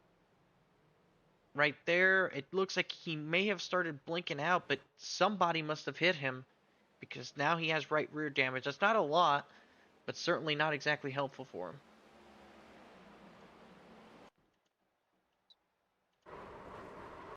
Going to put more damage on that 38 machine as he was trying to put together a good run, got off the nose of AJ Green earlier, put some damage on him. Now he's in trouble again. There you see the onboard view from Benson as he slides back up the racetrack, and there's the momentary blink, so we aren't able to see the exact moment of contact.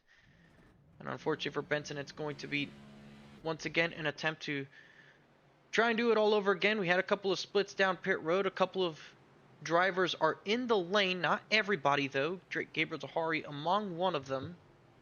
And this will end up putting him, I would say, somewhere around outside the top 20. And we'll see what that does for him as we're going to step aside for a brief moment and take a break here.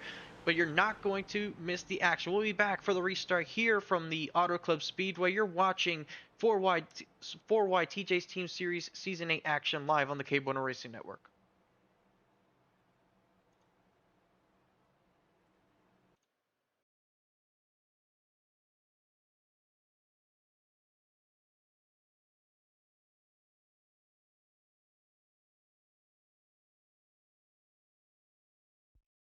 Racing isn't easy, but experiencing it is.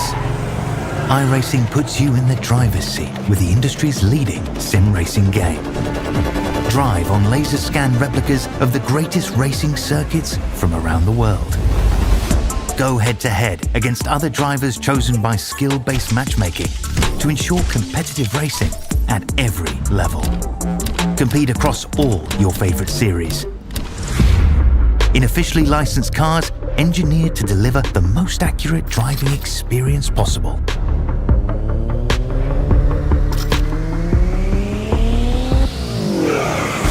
Join a race or host your own with players from across the globe. Race against the computer or in a league with friends. Feel the thrill behind the wheel. Visit iRacing.com.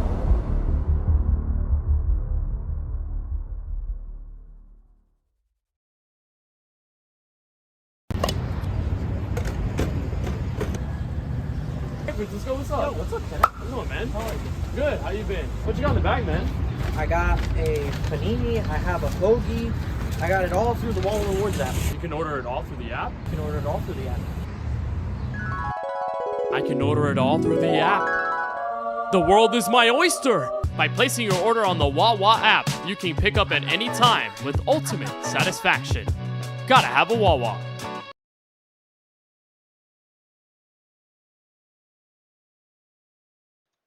Welcome back live to the Auto Club Speedway, where you're watching 4Wide Racing TJ's Team Series action in season number 8, round 6 from the Auto Club Speedway, where we're just wrapping up our most recent caution flag involving Kyle Benson and CJ Munier and a couple of other vehicles on the back straightaway, ending one of our longer runs of the evening after we had a good bit of portion during that middle stint. And we're going to have a restart with 59 laps remaining from tonight's event. It's going to be Mikey Neal and Jonathan Jurgensmeyer on the front row for this one. After a great restart by KBueno Racing on the last time around, we'll see what they're able to do, holding the top 4 positions as the pace car exits off into the pit lane. The field will be in the hands of Mikey Neal, and there he goes, accelerating in the zone. Green flag is out, and we're back underway here from Auto Club. It's a good jump for Neal there as he's going to pull out again. And we've seen this on every restart so far, the ability to be able to kind of get everybody in a single file line, and then behind you everybody fans out. So that's going to be the goal of every leader on these restarts here. Get out in front and get clear. Let all the chaos happen behind you.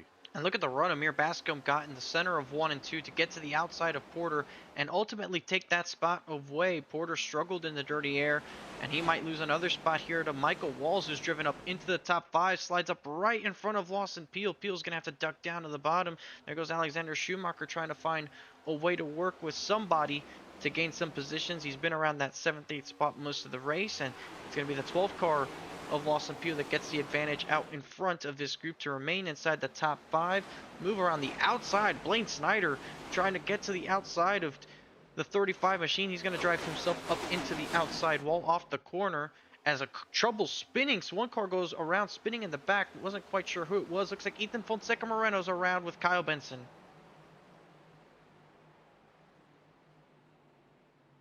And trouble once again in this race for both of those drivers, who's it's just not been a day for them, right as Moreno gets a lot of his damage repaired.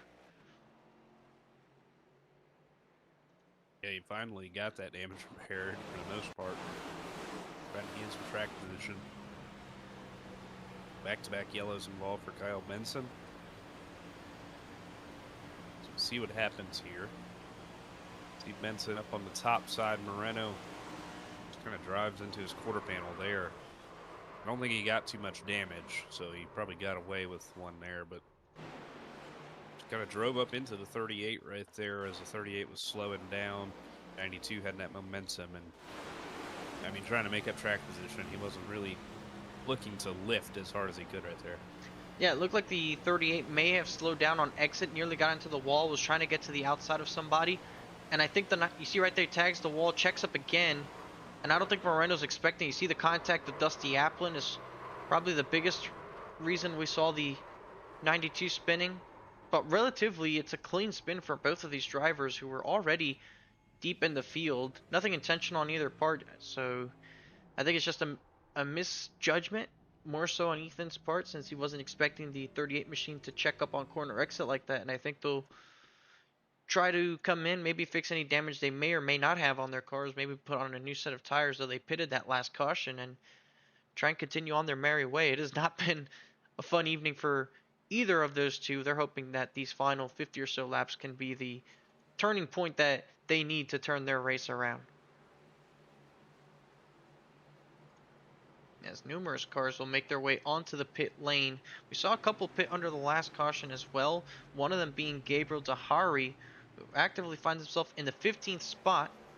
So he made up a pretty good amount of ground after restarting outside the top 20. Most of the field is on about, I would say, 18 or so lap tires. But Keelan, keep in mind that those 18 laps, it sounds like a lot here at Auto Club, but a lot of it has been under the yellow flag. I would say at least half of it has. So not a lot of green flag action on some of those Goodyear Eagles.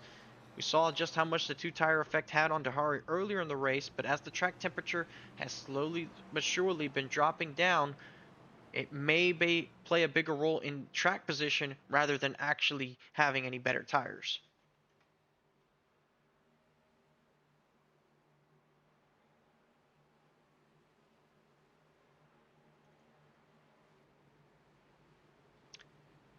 And as we have a moment here to bring you the exact track temperature here from the racetrack, it is actively sitting at 114 degrees. So we have been racing for over an hour and a half. That means almost 3 hours in the sim have gone by, and the track temperature still sits at a scorching temperature of 114 degrees, even though it is basically almost 4 o'clock in sim here. That just goes to show that the summers are absolutely brutal in terms of temperature, and the sun beating down on the asphalt does not make it for a kind trip around the 2-mile racetrack for any of these drivers and those poor Goodyear Eagles that are getting abused just by one lap probably, as the field will take the 1 to green symbol here as the lights are out on the iRacing official pace car. Mikey Neal will once again choose the outside. He'll have his buddy Jaden Porter around on the back side of the second row. And I do have some bad news for you, Keelan, and I'm sure you're already aware of it, but unfortunately, the New York Yankees will not be moving on to the AL Division Championship Series. They did just lose to the Blue Jays today, 5-2. Yeah, I'm not surprised about anything. That's just the Yankee way. Gonna make the postseason and lose in it every year. It doesn't hurt me as much anymore since they actually did something last year and won a pennant. But oh well. I guess it's going to be Go Steelers for the next couple of months and until we get Yeah, to they'll playoff probably do the football. same thing. They'll Well, probably do the same thing. I guess go LSU, since that's probably the next best thing we got going on. You'll be hanging around with Charlie Byer for that LSU game this upcoming weekend. How Oh about yeah. that? It's gonna be a good time. He's flying down Friday to New Orleans. My first time meeting Charlie, so I'm very excited. It's very fun to hang around with Charlie. You've been to a NBA basketball game with Charlie Byer. We went to the Chicago Bulls versus Sacramento Kings. It's very fun to go to sporting events with Charlie Byer. Also went to Daytona 500 with him as the green flag waves are back underway. Mikey Neal once again with a great launch. Jaden Porter will be side by side with Jurgensmeyer for the second place position. Amir Bascom and Michael Walls also side by side for third, as we'll see what Lawson Peel does from that fourth row, and he'll jump all the way to the outside. Nicholas Baumann trying to follow him through. Look at Peel trying to get that run up top. Michael Wall shuts the door, and that could stack everybody up on the top side of the racetrack there. Really aggressive block by Micah there to maintain the track position, but Peel just pushed that entire top side along, and that has put him into about 6th right there. Walls, he dives to the bottom of Bascom. Now Mikey Neal remains clear for now as Jaden Porter kind of fans out to the bottom side of the racetrack to help Micah Walls get pulled along with that draft right there. And it's more so about keeping the cars behind side by side rather than maybe trying to give any kind of direct help. If as long as they're side by side, they can't mount any immediate charges. Jurgensmeyer peaked momentarily to the bottom, but Neal will carry the momentum as Banks gets sideways off the corner. He was racing with Scott Healy, who's driven his way back into the top 10. So is Tristan Bailey, the pole sitter from tonight's event. But we saw that block from Michael Walls on the restart. And Keelan, as we get closer to lap 125, it's going to become increasingly more the blocks that we see, just how aggressive they become, and it could lead to some incidents. We've already seen fair share of incidents just from standard racing, let alone any kind of aggressive moves, as now there goes Pio now to the inside of Walls. Well, the possibility is also there that all these yellows could lend us to some green flag racing towards we get to the end of this thing. So I know there's several guys out there who are rooting for this thing to go green all the way to the checkered flag. So I doubt that'll be how it shakes out, but I'm sure a lot of people will be pleased with it. A lot of people definitely want to have some green flag racing under their belt, as there you see Jonathan Jurgensmeyer, Mikey Neal racing for the top spot. Jurgensmeyer momentarily tags the wall off of turn number 4, and there's Amir Bascom and Michael Walls now going side by side for the 4th place spot, as Lawson Peel's under fire from the 68 and the 64, as Peel's struggling on these short runs, but once we got into the longer run, the 12th car definitely shown a little bit better, as numerous cars have been striking that outside wall for turn 2 the last handful of laps, and Peel will hang on to 6 for the time being, looks to the inside of Michael Walls, jumps to the outside. That's the lane that we've seen Lawson Peel comfortable running all night long. It's been able to help him carry momentum down these front straightaways, and it could possibly get him a spot here on Michael Walls, who slides up off 4. There goes Peel side by side for the position, as there's 3 wide further back. Dahari trying to make moves up through the field. He's against Eric Schaefer and AJ Green, and that's somebody who he has had a run-in with Eric Schaefer, if you recall, back at the Nashville Super Speedway event. Bauman. And Bauman in Really trouble. sideways. And they're momentarily 4 wide as the ADA hangs onto it as best as he can. Struck the outside wall after going into the corner. He's going to lose multiple positions, falling outside the top 15. Very close call for Nicholas there, Keelan. And he was Tokyo drifting that thing through the entire corner right there as we saw him go into the corner. Tristan Bailey right on his tail. As we get a look here, there you see him on the outside. He just got packed in between Craig Lautensager and Tristan Bailey, and look at him. He is sideways drifting that thing through the whole corner. Does a good job keeping it underneath him, as that is a lot easier said than done. Did cost him several positions, though, as Mikey Neal maintains the race lead. So, Francisco, I want you to dig into that race car driver brain of yours as we get closer and closer to what could be the final pit stop of the race. Do you think trying to be the first on pit road is a valid strategy with how many cautions that we have seen today? And what would you do if you were up there in like a Mikey Neal or Jurgensmeyer position? Well, I don't think Auto Club, at least lap time wise, is not the kind of track you want to pit first at, because you could lose a lap pitting under green here for a 4 tire change. It won't be by much, but it'll be just enough to warrant you maybe not considering bringing it down the lane. So I'm not sure you want to be the first on pit road, but you certainly don't want to necessarily be the last either. When the pit stop strategy starts, you have to weigh your options. Do you want to go long in case of a caution? Do you want to try and split the run regardless of what's going to happen? All of these things are certainly going through some of these drivers' minds by now. They certainly have to start planning for it. We last went green about almost 10 laps ago, and these drivers have 27 laps on their stint. So they could probably go at least another 10 or so, as Porter will grab the outside wall after trying to race with Jurgensmeyer. Here comes Amir Bascom and possibly Lawson Pugh to take over those positions. But they can probably go maximum another 10 or so laps on fuel, getting that to lap 100. And 25 laps obviously is well within the fuel window, so maybe drivers don't go all the way to 100. We could see them pit within the next 10 laps. I think the biggest thing their concern is, as there it is, there's the incident that we were just getting ready to mention. A yellow flag could be the determiner, and a spinner in the back. I believe it was Michael Walls in the number 60 machine. Indeed, Walls goes spinning down the back straightaway. Fortunately for him, doesn't look like any big damage on that Ford Mustang, and this surely, Keelan, will bring the field onto pit road for possibly the final time. That's what I would think here. Because with the cautions that we have seen today, I think there should be enough for guys to find a way to make it to the end. As we see what happened to Michael Walls here. Scott Healy in the 64 to his inside right there. Lawson Peel way up there on the outside. This looks like contact between Healy and Walls there. Sends the 60 around. He locks it down and keeps it off the fence. So could have been a lot worse of a situation for him.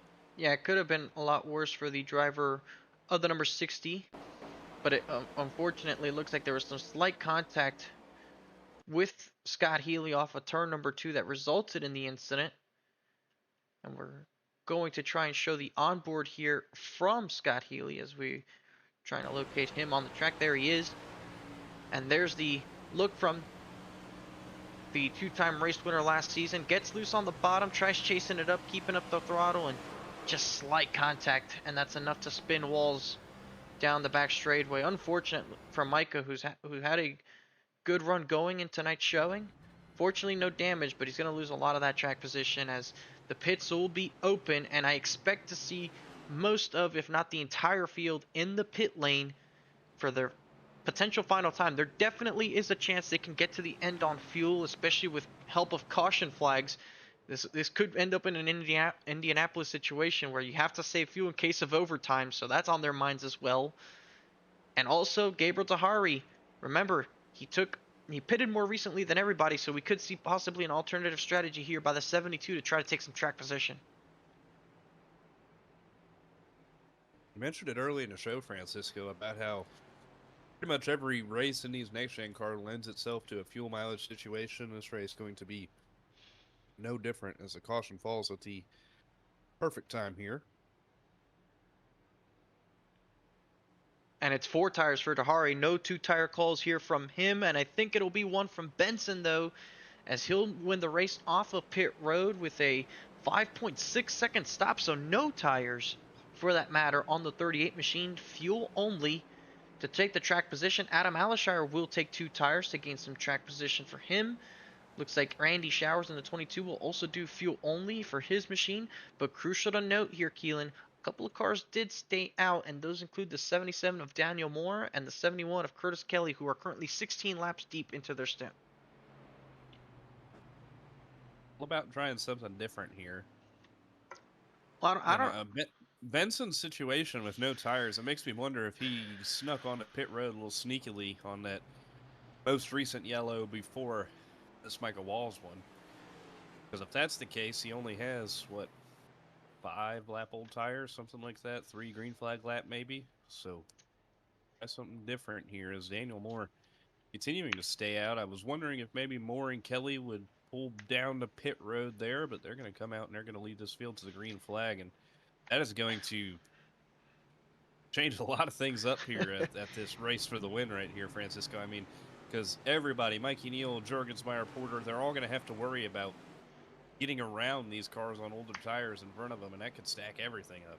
And this is the first time we have a proper situation where drivers stayed out on a restart. We've seen 2 tires earlier with Gabriel Tahari, and it wasn't all that chaotic, but we haven't seen old tires yet, especially 17 laps now on their stint. Yes, there was a good bit under caution, but nonetheless, older tires could play a role here for the front row.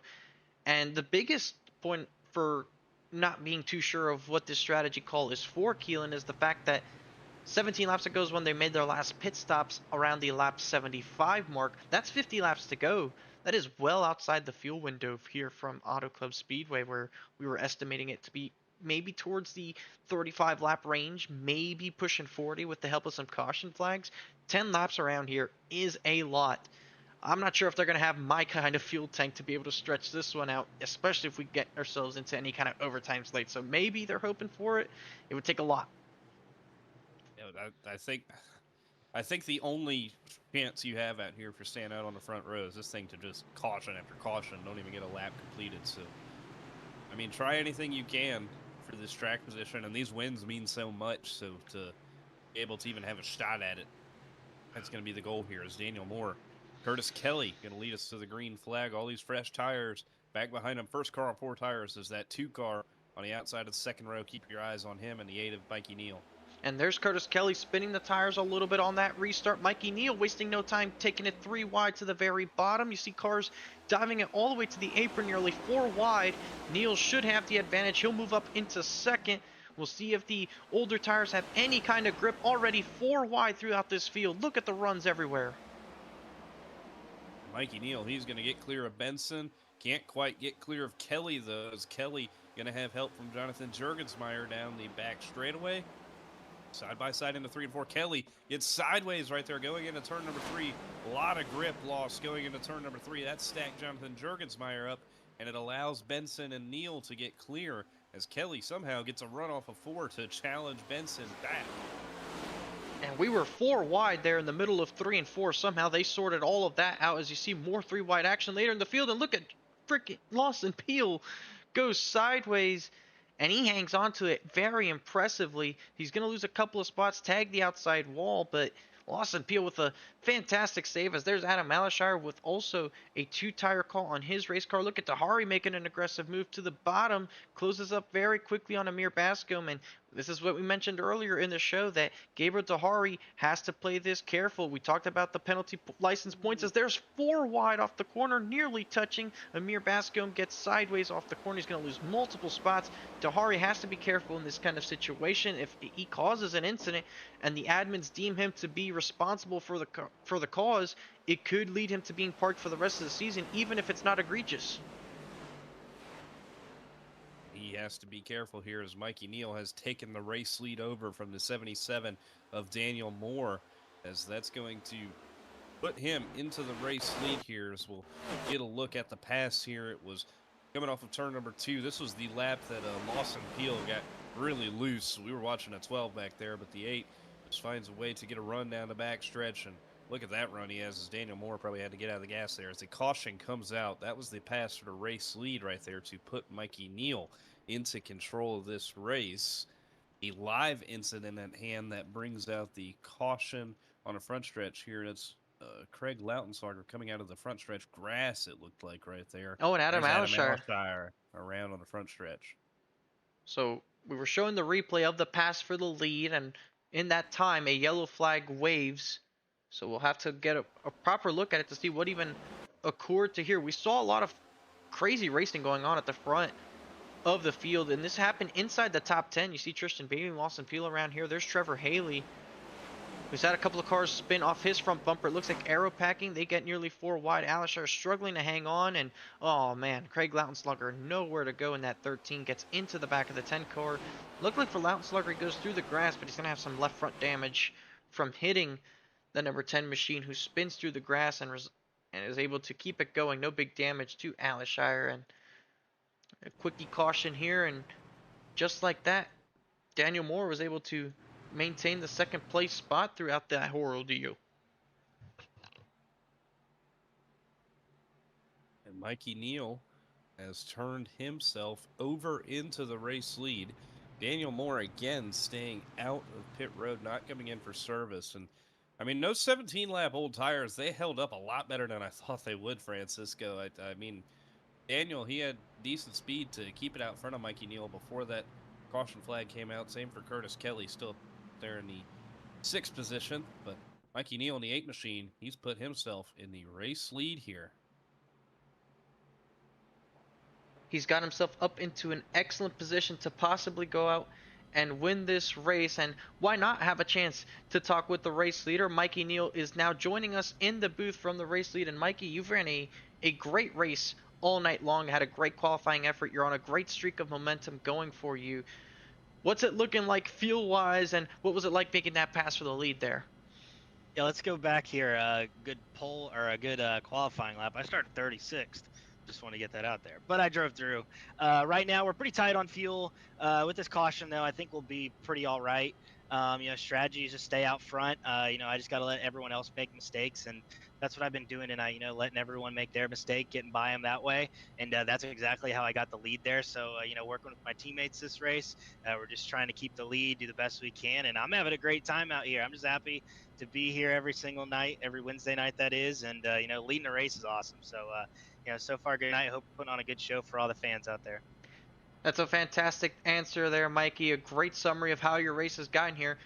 But you still didn't answer the question of how's the fuel looking like. We saw this at Indianapolis a couple of weeks ago. We were both sitting at the front in that race.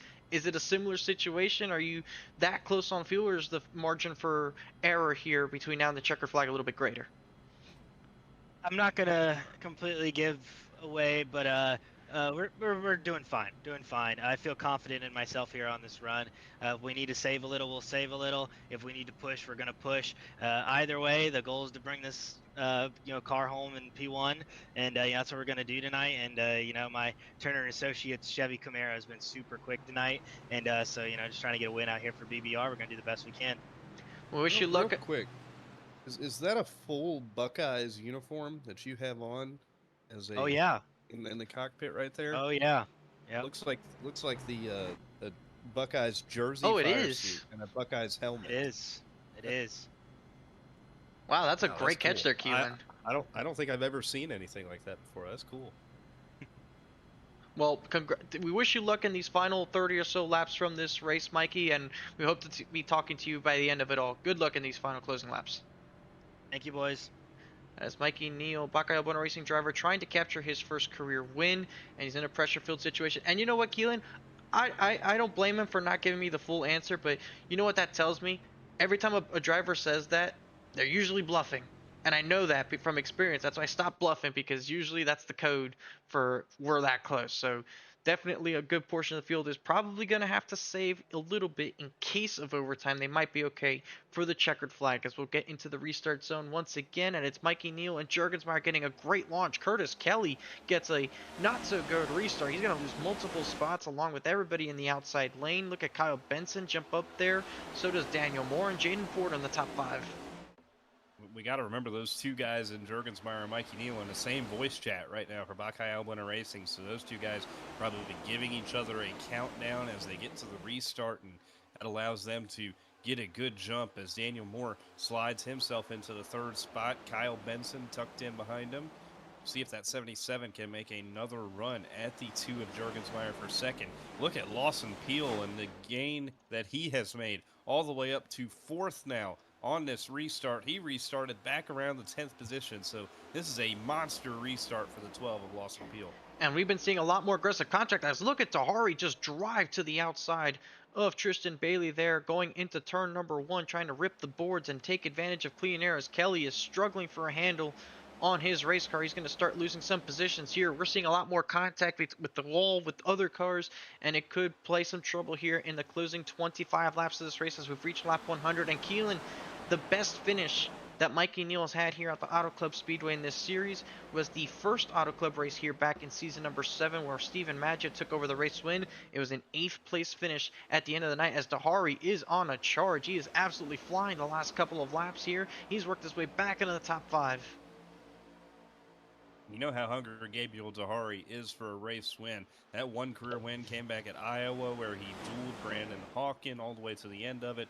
And ever since then, he's had that speed almost everywhere we went, but he just hasn't been able to have the results, especially to start this season. So a victory, punch your ticket to the playoffs, that would be huge for him as he tries to run down these guys. But looks like he may have lost a little bit on the backstretch there as this whole group stacks up. Kyle Benson, Jaden Porter to his inside, and these guys racing each other really hard is just allowing those top 2 BBR teammates to get in a line and start to pull away of Mikey Neal and Jonathan Jurgensmeyer. If they can make it a battle amongst themselves, I'm pretty sure both of them will be content with it. As you see Jurgensmeyer peek down to the bottom, not really making a move for the lead, but wanting to run in cleaner air. But if all it takes is a bobble out of the A car, and it could allow Jurgensmeyer to make a move. Looks like there was contact off the corner, I believe, between Tahari and Porter. Now here comes Scott Healy, the number 64 machine, moving his way up into the top 5 again.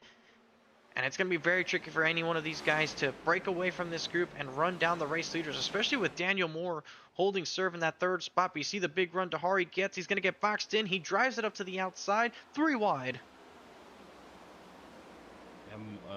Tahari and Healy going to split more right there. And that's what they knew they had to do. They know the tire degradation syndrome that the 77 has going on right there. The 17-lap old tires on that restart up to probably 25 laps by now. And now that Moore gets swallowed up by the pack, that clean air is gone for him, and he is now going to get swallowed, and that allows Gabriel Tahari to move into 3rd. And now those guys are going to try to mount a charge to run down those top 2, because they know if that top 2 gets away, they are in a lot of trouble as we start to see the 77 lose ground down this front stretch. And how about Kyle Benson, Keelan? It's been an up and down night for the 38 machine. He is back up to 7th, and he has been involved in about like 3 incidents in the second half in this race, and it's just been non-stop relentless effort from the Pennsylvania native to try and stay up in front and salvage a good race. And he has not given up, as there's Tristan Bailey going for a spin down the back straightaway. He's trying to hang on to it. May have tagged the inside wall as he plummets down the order. He did. He slams the inside wall, but since it's off the racing surface, it is not going to bring out a caution. Look at the left side damage on his race car. A lot of damage on the Tristan Bailey machine there. We saw them 3 wide. It was Benson, Bascom, Bailey right here down the back stretch off the second corner. We see Bailey just slide up, and there was just nowhere for Bascom to go. If he could escape towards the wall, maybe could have got away from it a little bit right there, but there was nowhere to escape, and caused a little door slam right there. Put some damage on the 35. It's been a long day for really that whole Murray Reedy Motorsports camp ever since Tristan Bailey qualified on pole. It has been kind of downhill for them, as Bailey now down to the 34th position, as Scott Healy has put himself into the 3rd spot. And remember when Mikey Neal was his closest to a race victory ever at that Kansas Speedway? Remember who played spoiler, Francisco? It was Scott Healy in that 64, former champion of the series. It was his first of 2 wins last year. Scott Healy, I'm sure, as a race car driver, would want nothing more than to play spoiler again and try to steal that race victory away. Race wins are what it's all about for these drivers, as Dahari now to the inside of Lawson Peel for position. Michael Newbrook is spinning down the back straightaway off of turn number 2. He saves it, does not get into the inside wall, so it's a great effort here by the driver of the 6 to hang on to that race car. And I have a stat for you here, Keelan, and it's an all-time stat here, and we could get another one here today. We just got informed of this by Kenneth Bueno. KBueno Racing has finished 1-2 as there's a big crash on the back straightaway. We'll get to that fact here in a second. There you see a couple of cars. That's Eric Schaefer spun around on the front straightaway with numerous others, including Chris Fowler, Amir Bascom, Craig Lautenslager, our most sizable crash of the evening, as Craig Park spins in here late. And this will bring us under caution inside 20 to go. A huge pile up here on the front straightaway. Eric Schaefer in a 3-car was racing teammate CJ Munier right there on the inside of the racetrack. See Schaefer slide up. Oh, the incident happened in front of them, actually. Oh, That's yeah. Brandon Banks and Kip Easley. Wow, that's like 4 DBR cars in one incident right there. So this incident starts with Brandon Banks and Kip Easley, I believe that was. Those 2 teammates a little further up in the pack. They were running just outside or just inside the top 10, maybe. Here's Brandon Banks on the inside in the 5. Kip Easley right behind him. As they were getting past Daniel Moore, you remember Daniel Moore stayed out, gets hit there. Moreno gets a piece of it. Looks like maybe Alexander Schumacher, and Banks does a good job of holding the brakes and not getting hit, but everybody else looks like they make several pieces of contact trying to avoid him. That looked very similar to almost every yellow that we have seen today with the aero packing issues. Kip Easley just crossed the wake behind the 5 of Brandon Banks, and gonna cause that stack up right there. Here's the onboard from Chris Fowler in the 11. See him coming off the 4th corner, and he sees the smoke in front of him, checks up, tries to get through this. He kind of blinks out right there, and then he's around. Yeah, numerous drivers involved in this one, Keelan, and what is our most sizable incident of the evening here within 20 laps to go. And to be honest with you, Keelan, a lot of the incidents we have seen have been closer to the back half of the field. As speaking of the back half of the field, the top 9 on the racetrack have stayed out. Trevor Haley, the first one off of pit road with a 2-tire pit stop. Then Gabriel Dahari, the first on 4. Nicholas Bauman, Tyler Murray on 2 tires as well. An interesting decision. This is kind of a line in the sand. We've had a decent green flag run there since those most recent pit stops. You got about 14, 15 laps on those tires. They saw how much they fell back, but that was only with 2 cars staying out. Now there's 9. So this is it's a weird position to be in if you're one of those leaders. You feel like you had to stay out. The track position in every race this season has clearly proven to be too much to overcome for any sets of tires.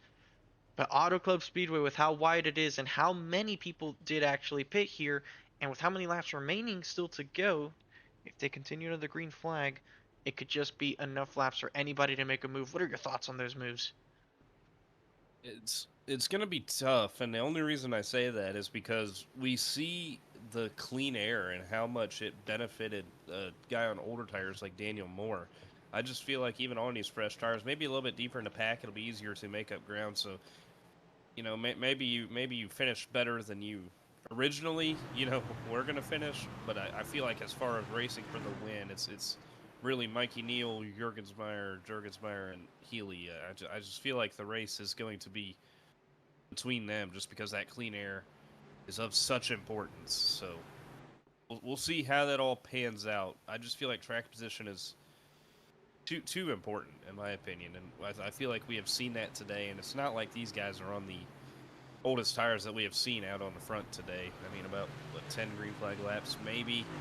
So I feel like they should be okay, at least out front. Now, if they mess up a corner, overstep, spin, half spin, get freight trained, then you're in a lot of trouble. But I feel like as long as you can maintain this clean air, you're in good shape. And we saw that with Jaden Porter at Nashville. It was a very similar situation where he was on those old tires and he was able to fend off every challenge he had.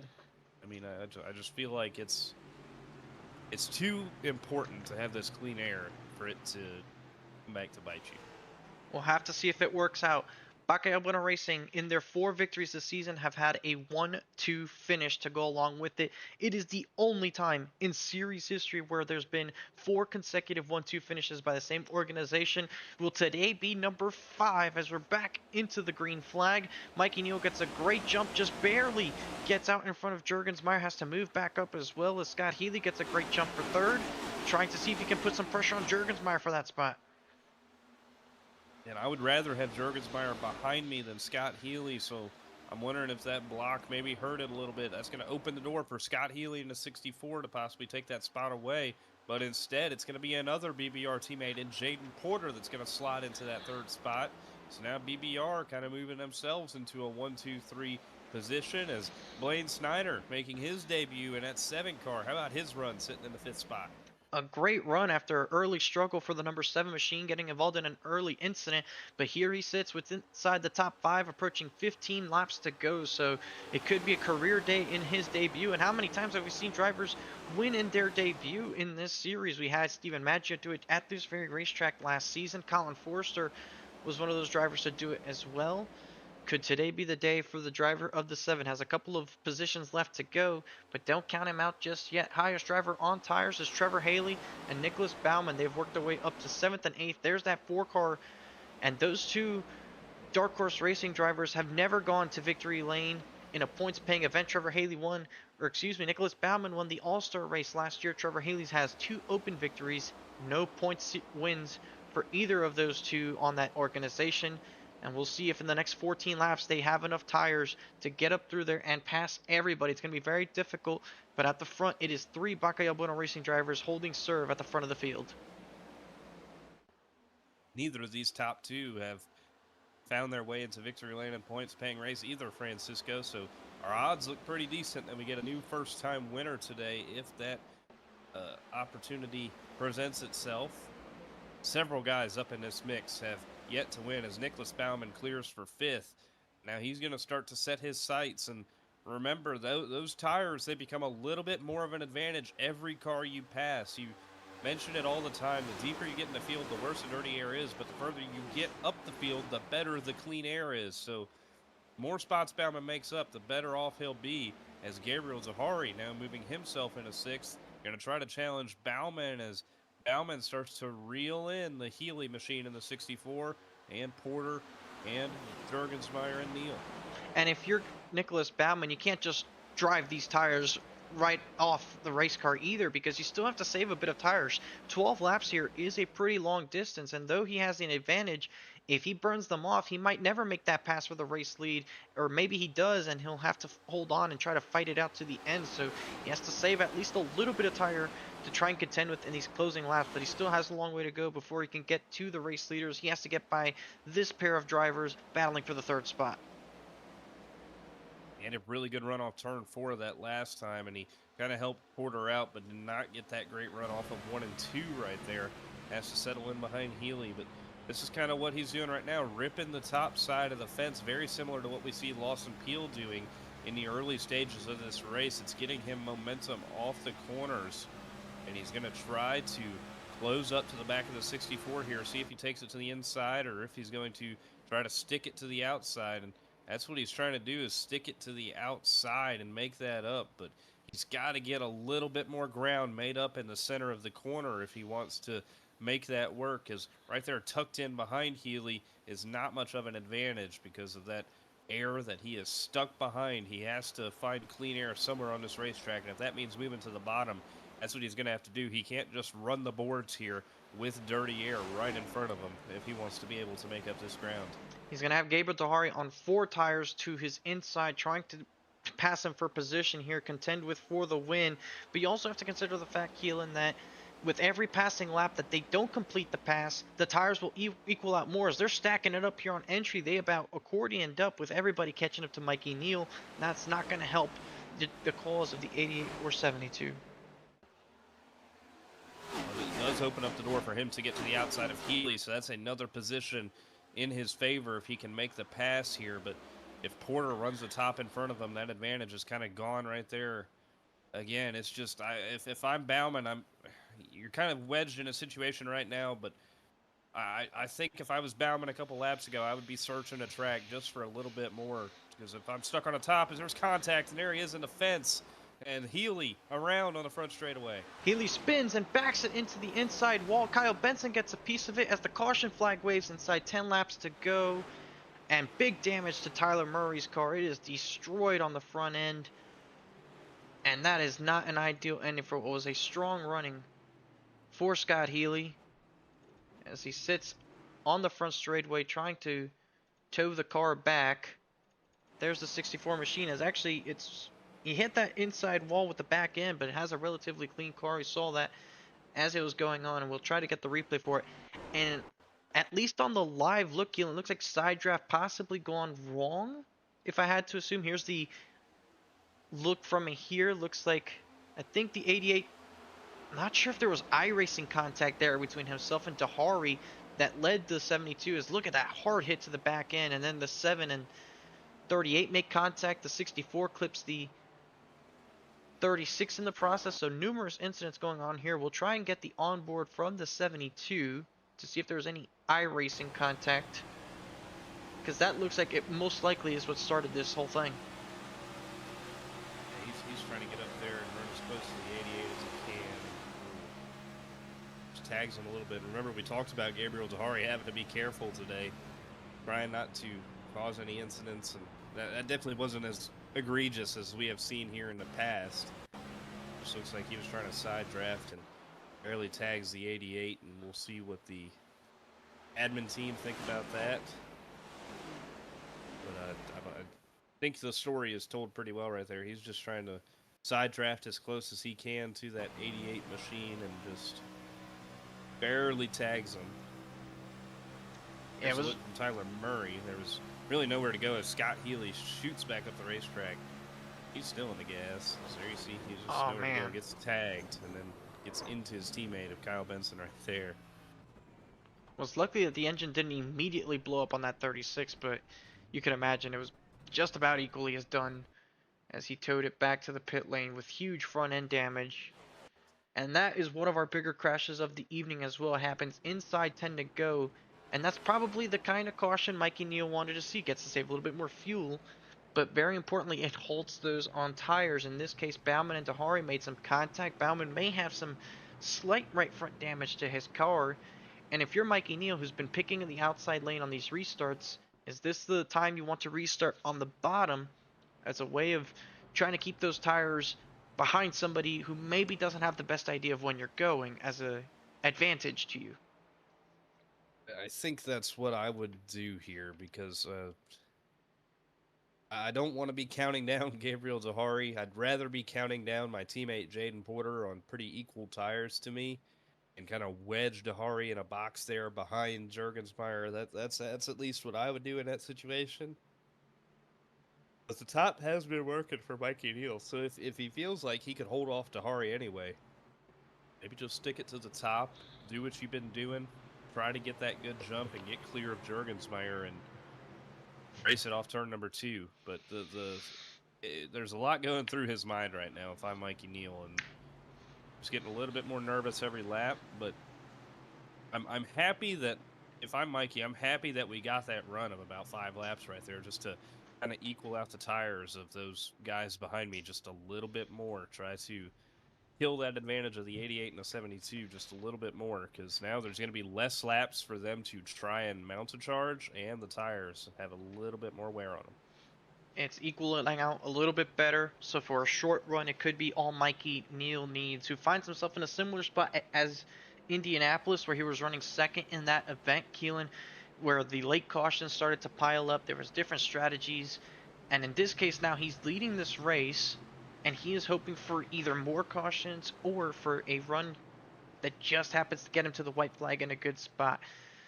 So for Mikey Neal, he's trying to race for his first career win. So is Jonathan Jurgensmeyer, and numerous other cars that are up there still with a chance to win.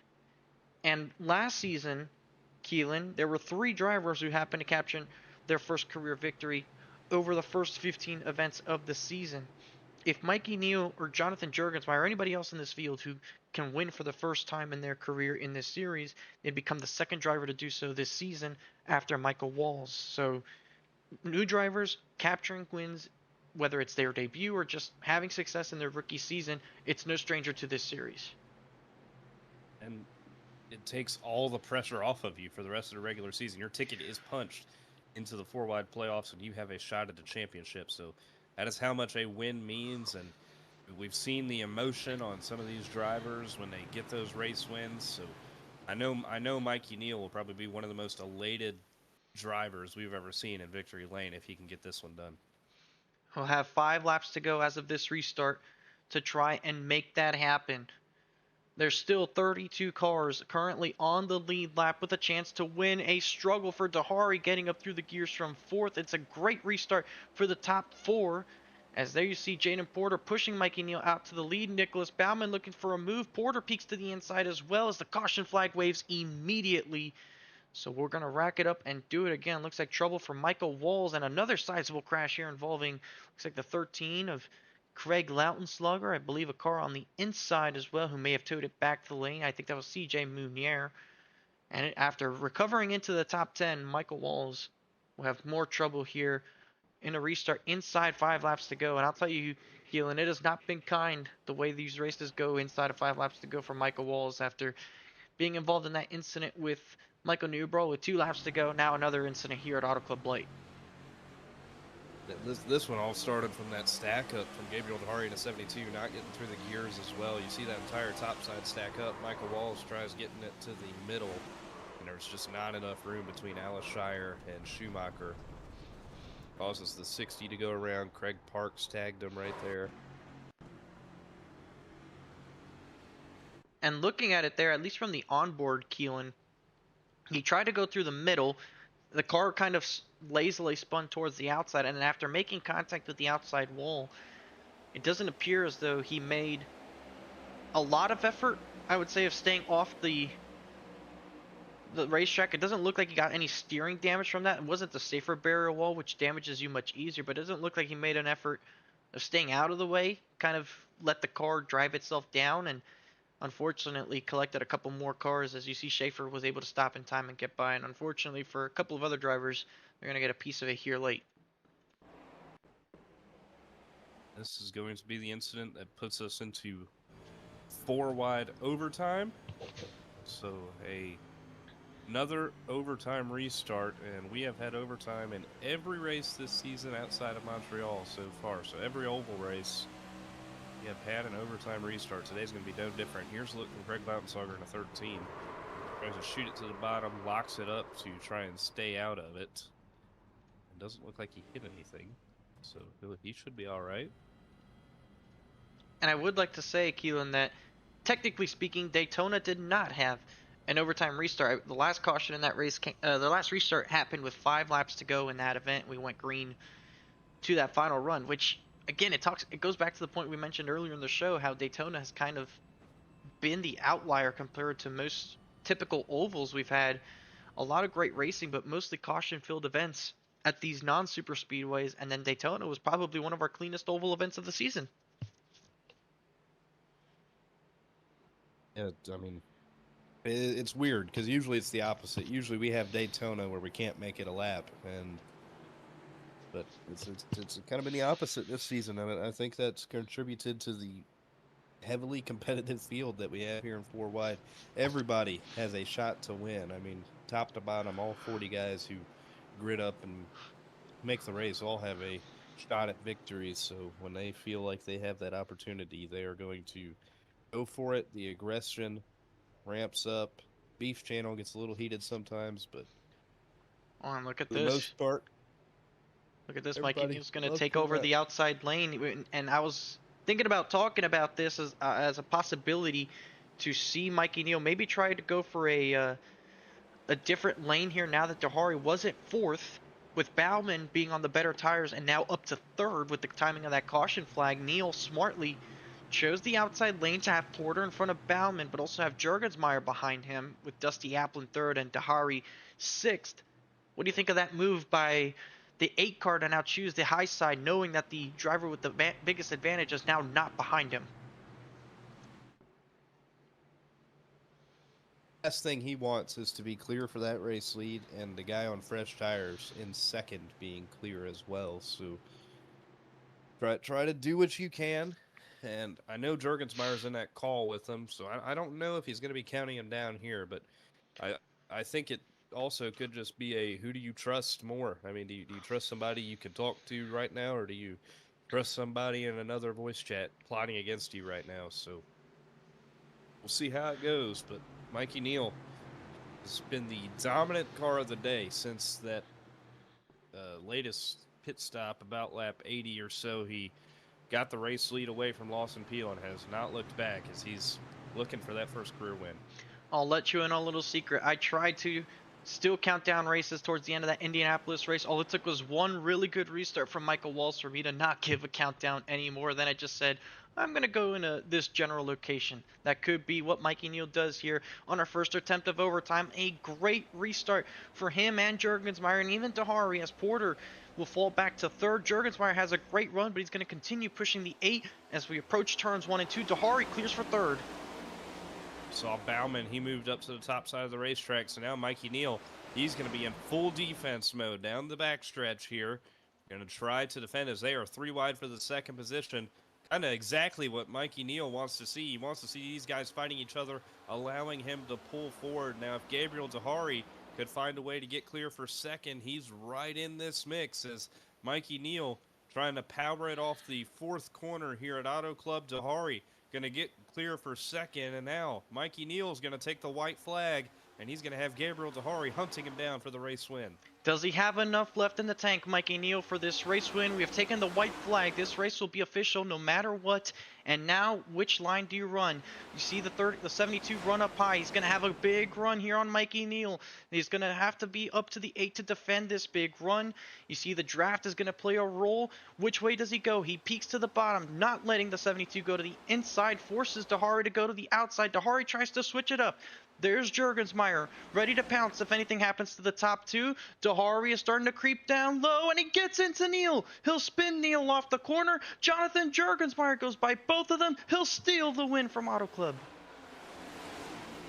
It was so-esque of Joey Logano, Denny Hamlin, Kyle Busch 2013, our buddy Randy. He was telling us about that race, told you exactly how to call it, Francisco. And Jonathan Jurgensmeyer, the beneficiary of Gabriel Dahari and Mikey Neal making contact, and Jonathan Jurgensmeyer, a first career win, undoubtedly going to take the points lead at the end of this day. What a season it's been for Jurg, and to get in victory lane, I know he's elated right now.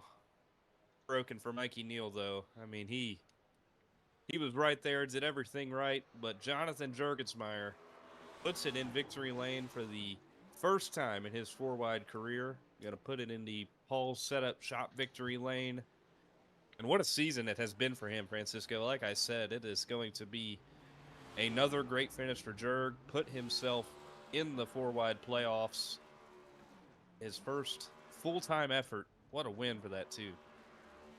A huge win for Jonathan Jurgensmeyer, and you have to feel the heartbreak there for the number 8 machine. He thought he had it there off of turn 4, and it was so close. The contact with Dahari off the final corner. Dahari, you wouldn't expect him to lift in that situation with the possibility of side drafting to the checkered flag. And we're going to get another look at that finish. And but what a moment for Jonathan Jurgensmeyer to capture the race win. And you know what, Keelan? Jaden Porter came away with the second place finish, so this continues a streak of 5 consecutive KBueno Racing 1-2 finishes. Incredible stuff that the team has been on. Spectacular stuff. As Jonathan Jurgensmeyer, just looking at his sim racer hub, he is one spot away from Daytona being in the top 10 in every race this year. His momentum since then, his 6 finishes, 11th, 2nd, 6th, 4th, and now a 1st. So, Jonathan Jurgensmeyer, what a win. 5th different winner this season. Going to punch his ticket into the playoffs. You love to see a first-time winner, Francisco. Awesome for Jonathan as we going to go through this final lap and see what happens. And down the backstretch here, this is with 2 to go. They were 3 wide, driving it down the backstretch. Porter kind of has to die out of it here, and Jurgensmeyer here in 3 and 4 tries to keep it to the outside of Dahari. That's where he feels like his best opportunity is, to stay on the outside, but Dahari's going to get clear. And he's on those fresh tires, remember, so he's trying to run down Mikey Neal right here. Going to make up that ground in 1 and 2, and it was going to be all about what he did in 3 and 4. And it was just great defense by Mikey Neal. You see him run his middle line, kind of feel out where Dahari is. Dahari gets all that momentum. Mikey Neal's going to park it right in front of him off of turn number 2, just to hold him at bay a little bit more. Dahari's going to get that run down the backstretch. Mikey fakes, tries to see where he's going in the corner, and Dahari follows him down to the bottom just perfectly right there. Great defense by Mikey Neal. But then we see right here Gabriel Dahari just trying to get there, and he's trying to just get there to be able to side draft him right there, but ends up tagging him, spinning him around, and that just opens up the door perfectly for Jonathan Jurgensmeyer in the 2 machine to steal his first career win. Win for Jonathan it is. And just once again, it was just very heartbreaking there for Neals. They were racing aggressively, and if it wasn't for that contact, it was going to be a dash to the start finish line between those 2 drivers to see who would have came out on top, photo finish-esque. But unfortunately for both of them, the contact between Dahari and between Mikey Neal was just gonna not be enough. Here's the onboard look from the 72 off of turn 4. Just barely gets into him, sends the 8 around, and immediately applies the brakes, possibly being very upset, mostly at himself for causing that incident, as he completely stopped the car. He didn't even cross the finish line, so he did not complete that final lap. Probably just upset at the outcome of the situation, and it hands the win to Jonathan Jurgensmeyer, who sits in victory lane. You see him right there. That 2 machine parked in the Auto Club victory lane. What a first career win here for Jonathan Jurgensmeyer. We'll take this opportunity to go through our final or unofficial results here from the Auto Club Speedway, and it's going to be Jonathan Jurgensmeyer taking away the race win here from Auto Club on that last lap pass in turn 4 after the top 2 collide. Jaden Porter finishes second once again here from the Auto Club Speedway, his best result since that Nashville event, to capture a second podium finish on the season. How about Alexander Schumacher? Did not have the most ideal race, or at least he was very quiet inside the top 10. How about a podium effort here for the second time this season for the Michigan native after his Tigers captured a win earlier today? Dusty Applin will finish inside the top 5 for the first time this season. Trevor Haley recovers nicely for a top 5 finish as well. How about Curtis Kelly after being involved in a couple incidents to finish in 6th for his best result this season? Nicholas Baumann will finish in the 7th spot after taking those tires there late. How about Blaine Snyder in his debut will finish in the 8th spot? AJ Green with another top 10 run, and Randy Showers with his first career top 10, avoiding all the chaos to the top 20 here, Keelan. In the 11th position was Daniel Moore. He took that gamble, and it pays off in the race results, finishing in 11th. Brandon Banks finishes in the 12th position. Juana Escamilla had a quiet day in 13th. That's where he's going to finish. Michael Newbraw in 14th. Chris Fowler with a good run for him in 15th. Craig Lautensauger finishes in the 16th position. Christopher Bishop finishes in 17th. Adam Alishire in 18th. And Mikey Neal ends up finishing in 19th after dominating the latter portion of this race. Lawson Peel, who had a great run going. Unfortunately, the results just do not show for him. He finishes in 20th. 21st will go to Amir Bascom, which showed some decent pace in his running here. He'll finish 21st. The 22nd going to Eric Schaefer. Connor Trafari with a comeback effort after being involved in the first caution flag of the evening after the contact between Moreno and with Maggio results in a 23rd for him in his first race in 7 seasons. Tristan Bailey, the pole sitter, finished 24th. Ethan Fonseca Moreno recovers for a top 25 effort. His poorest finish so far this season. He'll lose that points lead to Jurgensmeyer undoubtedly. CJ Munier will finish in 26th. Craig Parks will finish 27th. Michael Walls, after having a possible top 10 effort going there late, will finish in the 28th position. Gabriel Tahari, you saw him parked it there off of turn 4 off the final lap. He'll finish 29th, and according to Tyler Murray, he might end up being parked. Not necessarily because of that last lap pass either. It'll be pending race review, so we'll get that official word to you when we show up to the Kentucky Speedway next time out. Timothy Cook Jr. will round out the top 30 here, Keelan. Again, 31st was Kip Easley in the 18. Kyle Benson, long day for him, finishes in 32nd. Tyler Murray finishes in 33rd. Scott Healy, 34th. Zachary Cato, Brandon Gillis, Lance Hill, Tony Kivet, Stephen Maggio, and Peyton Snyder round out the field.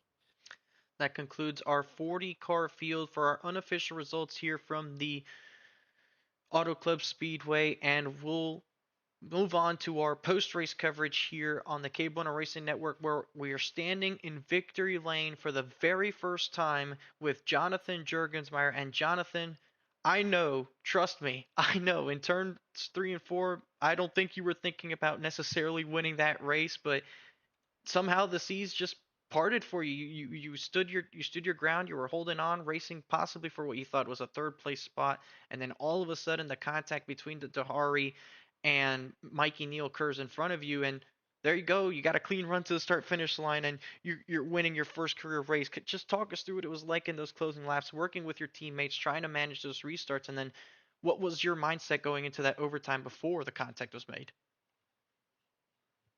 Yeah, all those restarts, me, Mikey, and Jaden were working perfectly. We were controlling the race on older tires, and Mikey was nailing every restart. We're all just in control of the race on 15 lap older tires than a lot of guys. So, yeah, we just on the last restart, Mikey chose the top, and we had a great restart. But that also meant that Gabriel had a great restart, and yeah, I tried. I was aero blocking Gabriel through 1 and 2, but Gabriel, I mean, tires plus he knows what he's doing most of the time.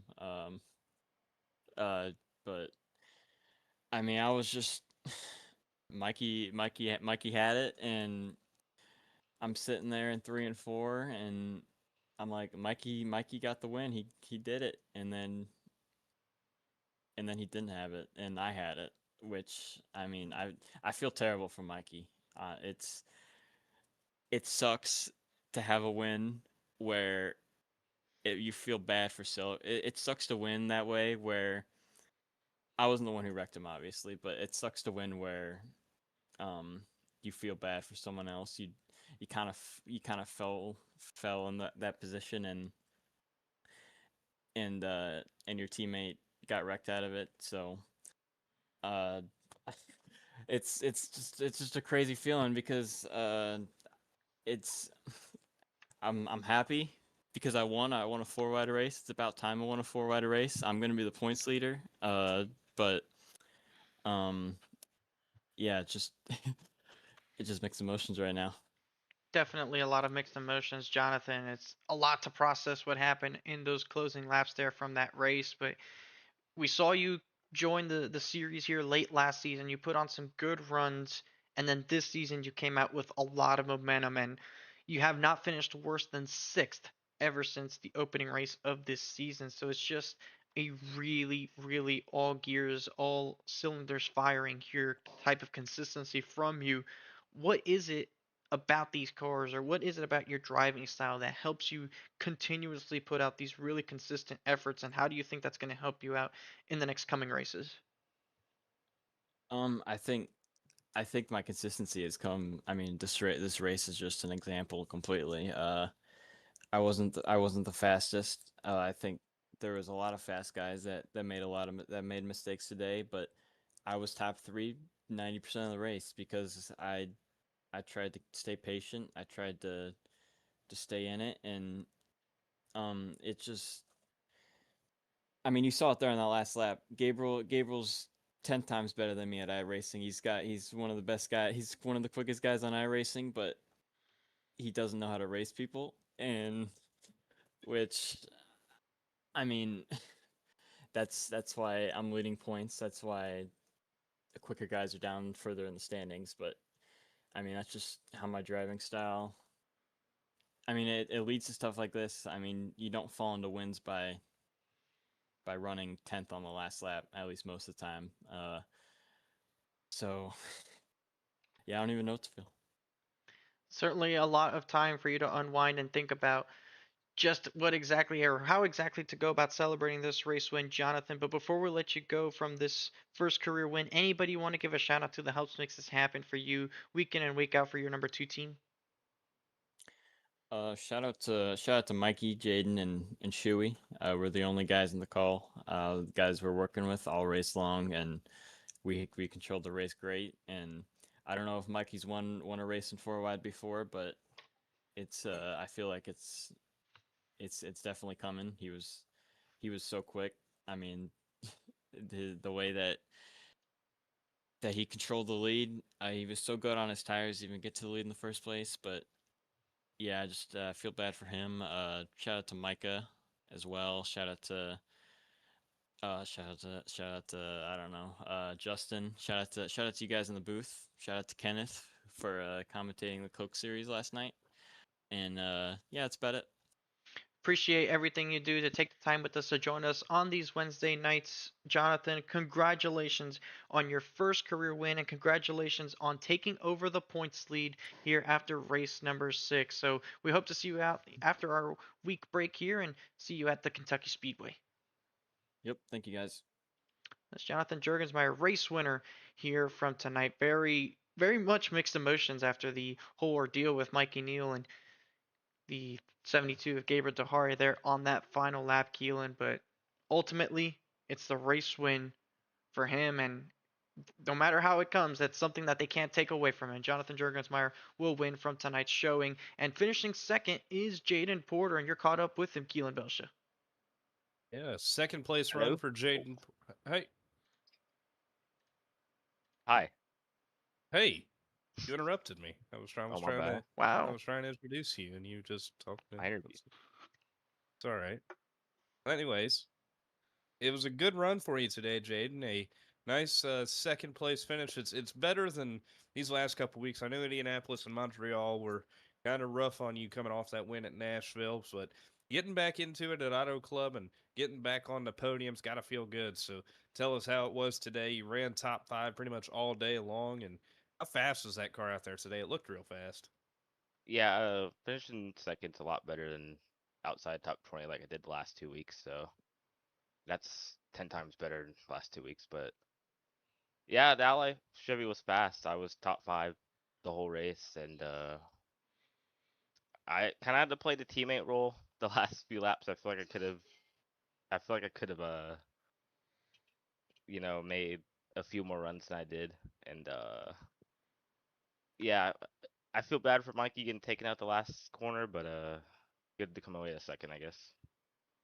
Yeah, good. I mean, that's very solid for you. I mean, a good second place finish. Can't go wrong with that. I know there's a lot of people in the field who would kill for a second place finish. So, got to be happy with that. Your second top 5 of the year, third top 10. That's going to put you up to 6th in the point standings as it stands right now. So, good run for you. What more did you need there at the end? I know Mikey was really fast there at the end of the race.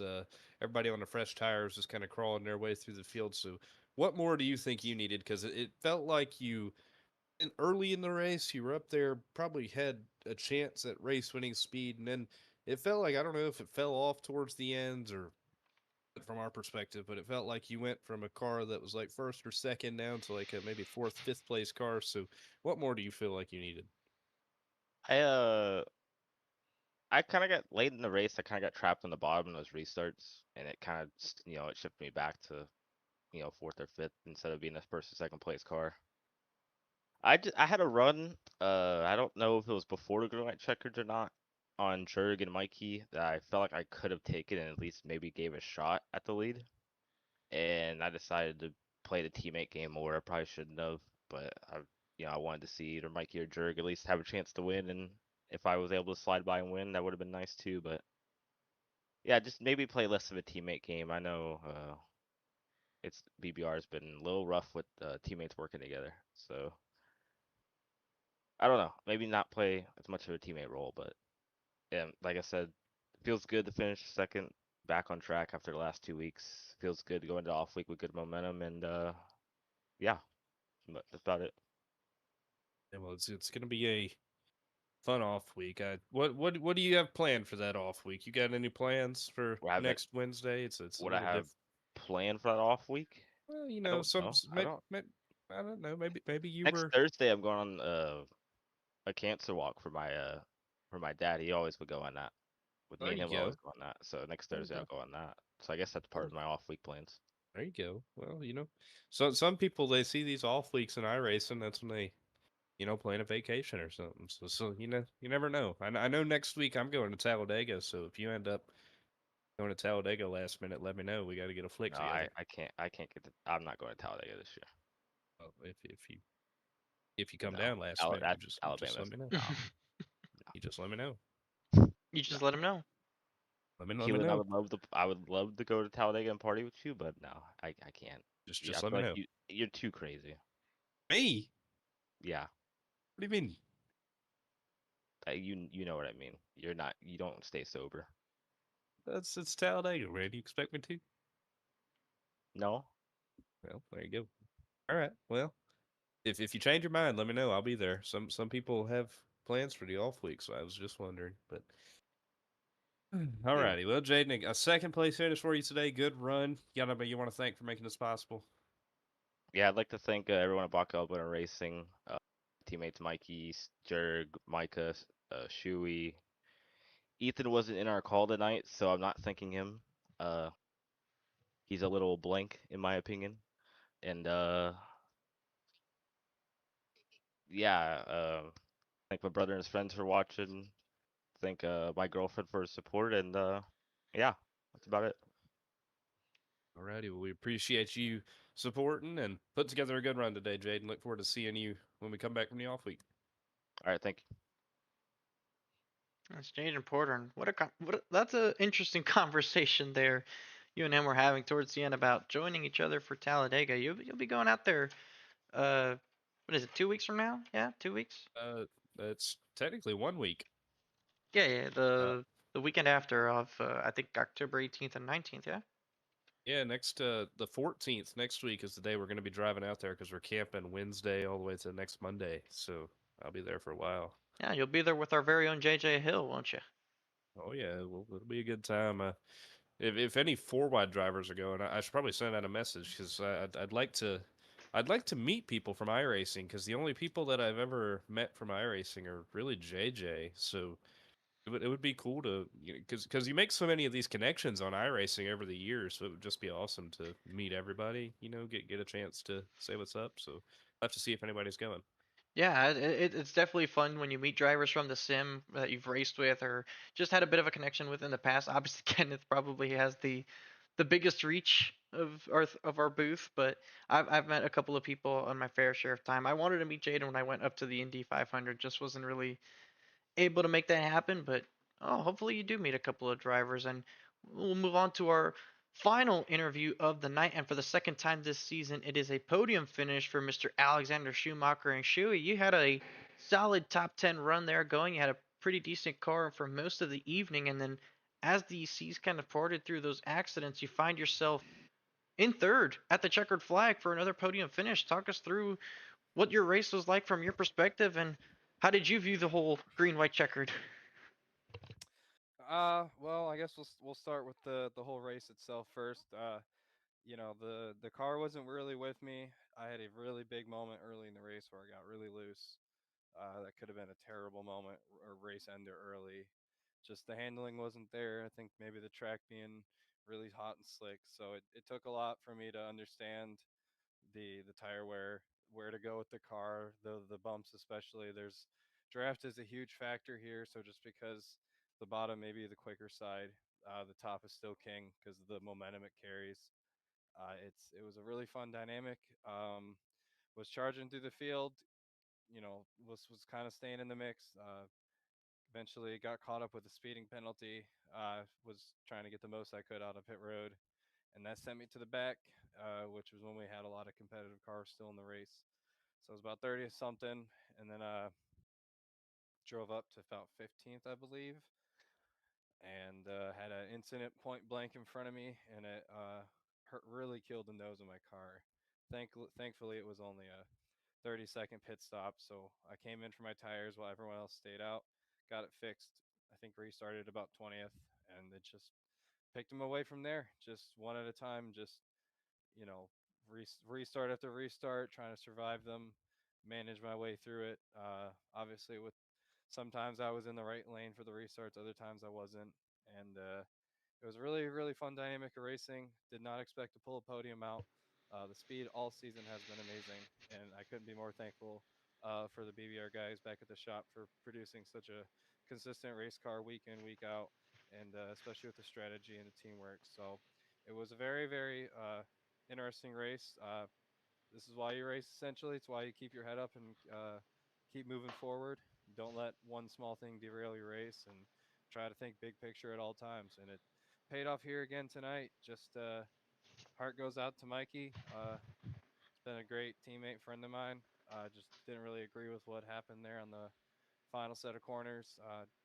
Just felt like people deserve to be raced better than that. Respect goes a long way, and I just felt like that was just something you see at the short track on a Saturday night. Just I feel like we're better than that. We all race hard. We all want it just as much, but uh, thinking about Mikey and how much of a great race he drove all night, and his consistency, his pace, and how great he's been in the last few weeks. So it's just heartbreaking to see that one slip away from him. I'll be cheering for him in these next few weeks. He's definitely got one coming if he has race winning speed at a track like this. So just a shame that that's how the final set of corners happened. I'm sure maybe that's not how Dahari wanted it to go. Uh, but hey, that's racing. I'm sure they're going to talk it out and figure it out, and we'll move forward on the next week as a team and as an organization. It was a really good start to the season for you, Shuey. You've worked your way up the standings, up into fourth as of the most recent points done by Tyler Murray. You're in a tight battle there with AJ Green and Juan Escamilla for the third spot at that. And you're also tied for the most top fives, or actually the most top 10 finishes this season with Jonathan Jurgensmeyer with five top 10 finishes. And that's with you not having made an additional start. You weren't at the Daytona race to start off the season. So when you consider every race since Daytona has resulted in a top 10 finish for you, Shuey, and that you're top five in the standings, how can you summarize the general start to the season? And then as you look forward after our break here this week, this upcoming week, when you come back to the next set of tracks, how do you try to continue this momentum going to those assortment of racetracks? Well, first and foremost, it's been a very interesting start of the season. Based on my pace in other leagues and kind of leading up to this, uh, just did not expect to have this pace and this consistency to start the year. and most importantly, the respect on track. It's really good to see guys race hard and clean. I know tonight was a little bit different, but that's aero racing for you guys wanting to get in the draft every chance they can. But we're taking them one race at a time. We're not letting small things bother us. We're constantly keeping our working hat on and just chipping away at each race basically. I'd like to. I know had I raced Daytona, I might be first or second in points. Who knows? Jerg's been lights out on fire. That guy's really quick. Obviously, winning tonight's going to help that out for him. But it's going to be really interesting to see these next few weeks. If the consistency can keep up, and if something happens, how do we respond? How do we react? And uh, do we change our approach? Do we put more practice in? Stuff like that. Obviously, these next few tracks coming up here, I'm not too fond with the 4 wide schedule. So let me hop into my gaming chair and take a look here. So we just finished up Auto Club, obviously. Kentucky, Bristol, Pocono, Dover, Talladega, Chicagoland. Well, those next few races for me are pretty. I'd say they're in my ballpark. The hardest one for me coming up is definitely going to be Dover. Don't really run that track a lot. Have had a lot of bad luck there. It's very tight racing sometimes. It's very loose. It can be a bit both. Just a it's a mile. It's an intermediate mile track. It almost feels like a short track, but it's very fast. So Dover will be really interesting. Obviously, I always love Chicagoland and Pocono. Those are two of my favorite tracks and one of the most unique tracks in the schedule. And obviously, going back to a short track at Bristol, Richmond was a really tough race with a lot of adversity. We had a lot of damage, and we were able to overcome it and still bag a top 10. So, anything can happen at Bristol. Just gotta put the time in, learn the tire wear, learn how to drive the car, and just hit on consistency. You can't let small things freak you out. You can't let one position loss be the difference in a strategy or lap times or whatever it is. Just let the race come to you. Just keep driving the car and let everything else happen around you, and just work around it. Just calling audibles at the line of scrimmage, basically. Luckily, we didn't have to do that tonight with a 4 tire strategy, basically every time we pit. But you got to be on your toes for situations like that late in the race. Take a look at the tire wear. How's it been? Take 2 tires and try to jump everyone and get a chance on yourself. So we've seen it. How badly guys want to win here, to lock themselves into the postseason, especially with tonight. So um, obviously sitting good in points here is gonna make me really comfortable and think big picture when it comes to a lot of those moves.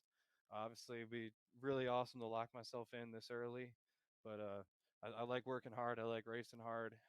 Keeps me makes me a better driver. So I'm just going to keep working at it. And one of these weeks, the win will come. Right set of circumstances. Uh, Anything can happen. Just one week at a time, one race at a time, and just thankful for the teammates for always helping me out because they're communicating with me and helping communicate strategy and track position and whatnot. So that's another reason too is we got such a great community and organization at BBR to really communicate, work well with each other, and get these race results every week. And before we let you go, Shui, you kind of already had started it there. Anybody want to give a shout out to that helped make this happen for you and your whole 68 team? I'd like to thank obviously the BBR staff, organization, all the guys back at the shop, producing killer race cars week in, week out, uh, insane qualifying speed. Guys in the box are working really hard as well. Pit stops have been awesome. Just everything's hitting. Teammates are doing a great job working with each other. So shout out to the BBR organization. Really excited to bring home another great result for them. Uh, Shout out to Logan. I know she'll be watching the stream later. Hope she enjoys it. As always, thank you again for your support. Thanks to my mom and dad. They're on vacation right now in Hawaii. Uh, Prayers for a safe return back as always, and prayers for all the island hopping they do.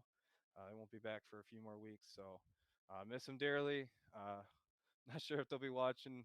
If they are watching, they must be really bored in Hawaii. I'll say that. Uh, but let's see who else. I know I got one more here. Thanks to you guys for putting on a stellar broadcast as always. It's the main reason why all my family members and friends tune in to watch. You guys do a fantastic job. So thank you again for everything you guys do. It's amazing quality work, and KBueno some top-notch stuff. So thank you guys for everything. And Shoe Sanity continues. So we're just gonna keep up the momentum, one race at a time. It seems like uh, it's just a miracle that this stuff keeps happening week in week out. But eventually my luck will run out, and it'll be about how we respond. So that's always got to be one step ahead, and especially with the season this long, you can't be burnt out or tired. You just got to keep racing and showing up every week. So hoping the consistency, speed, and the resilience will pay off here coming up and late in the year.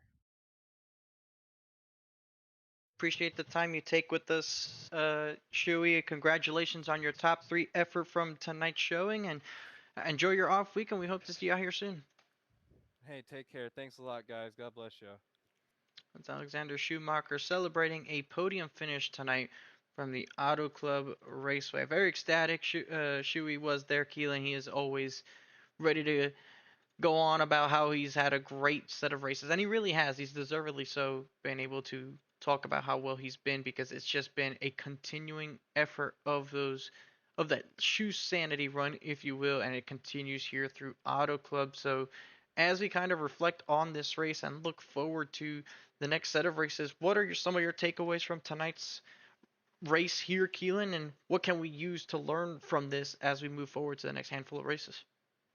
Well, it was pretty spectacular racing tonight. I know there were a lot of yellows and a lot of people are upset about it, but this is going to be the time where everybody kind of can be able to take their time off in the off week, recuperate, get back for Kentucky. We have kind of seen the cream rise to the top a little bit. Morgensmeyer and Ethan clear away from the rest of the field as far as the points battle, but it is getting tight around that playoff cut already. Only 5 points separate Tyler Murray and Brandon Banks. So that's going to be something we have to keep our eyes on all season long. And as we start to get in a little more traditional of a schedule, Kentucky, Bristol, Pocono, X3, it's going to be fun stuff.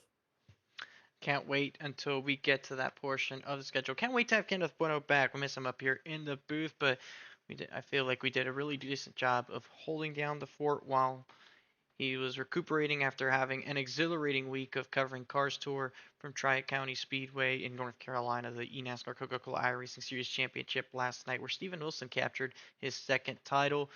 But I'm sure he looked fondly over at this race and at our call at the entirety of the event, and appreciates the effort that we put on here from the Auto Club Speedway. We'll be back here for Four Wide Racing TJ's team action from the Kentucky Speedway on October 22nd. 2 weeks from now, we're going to be off next week, but that won't be the only thing in store from the KBueno Racing Network. Be sure to join us tomorrow from the Bristol Motor Speedway for SAC Cup Series action. Kenneth Bueno should be live from the call there at 8:30 p.m. Eastern, and be sure to join us from the Auto Club Speedway once again, but from the KBRN Truck Series action. It'll be the regular season finale over on that side of the spectrum. We'll be seeing who our playoff 10 drivers will be, and exactly how the trucks will fare around this 2-mile racetrack. Very different than these NASCAR Next Gen Cup Series machines. Thank you to everybody on the Four Wide Racing TJ's Team Series admin group that helps makes this happen every single time, for putting on these events and putting on these shows for us to take part on our Wednesday nights. Congratulations to Jonathan Jurgensmeyer, and from everybody here on the KBueno Racing Network group, from Kenneth Bueno, Charlie Beyer, Eli Comerford, Nate Polite, to my colleague in the booth, Keelan Belsha. Thank you so much for everybody for joining us here this evening on what has been a spectacular race from the Auto Club Speedway, where Jonathan Jurgensmeyer takes the race win for the first time in his career. Can't wait to see you guys next time out. Enjoy your good evening. Be sure to tune in next time.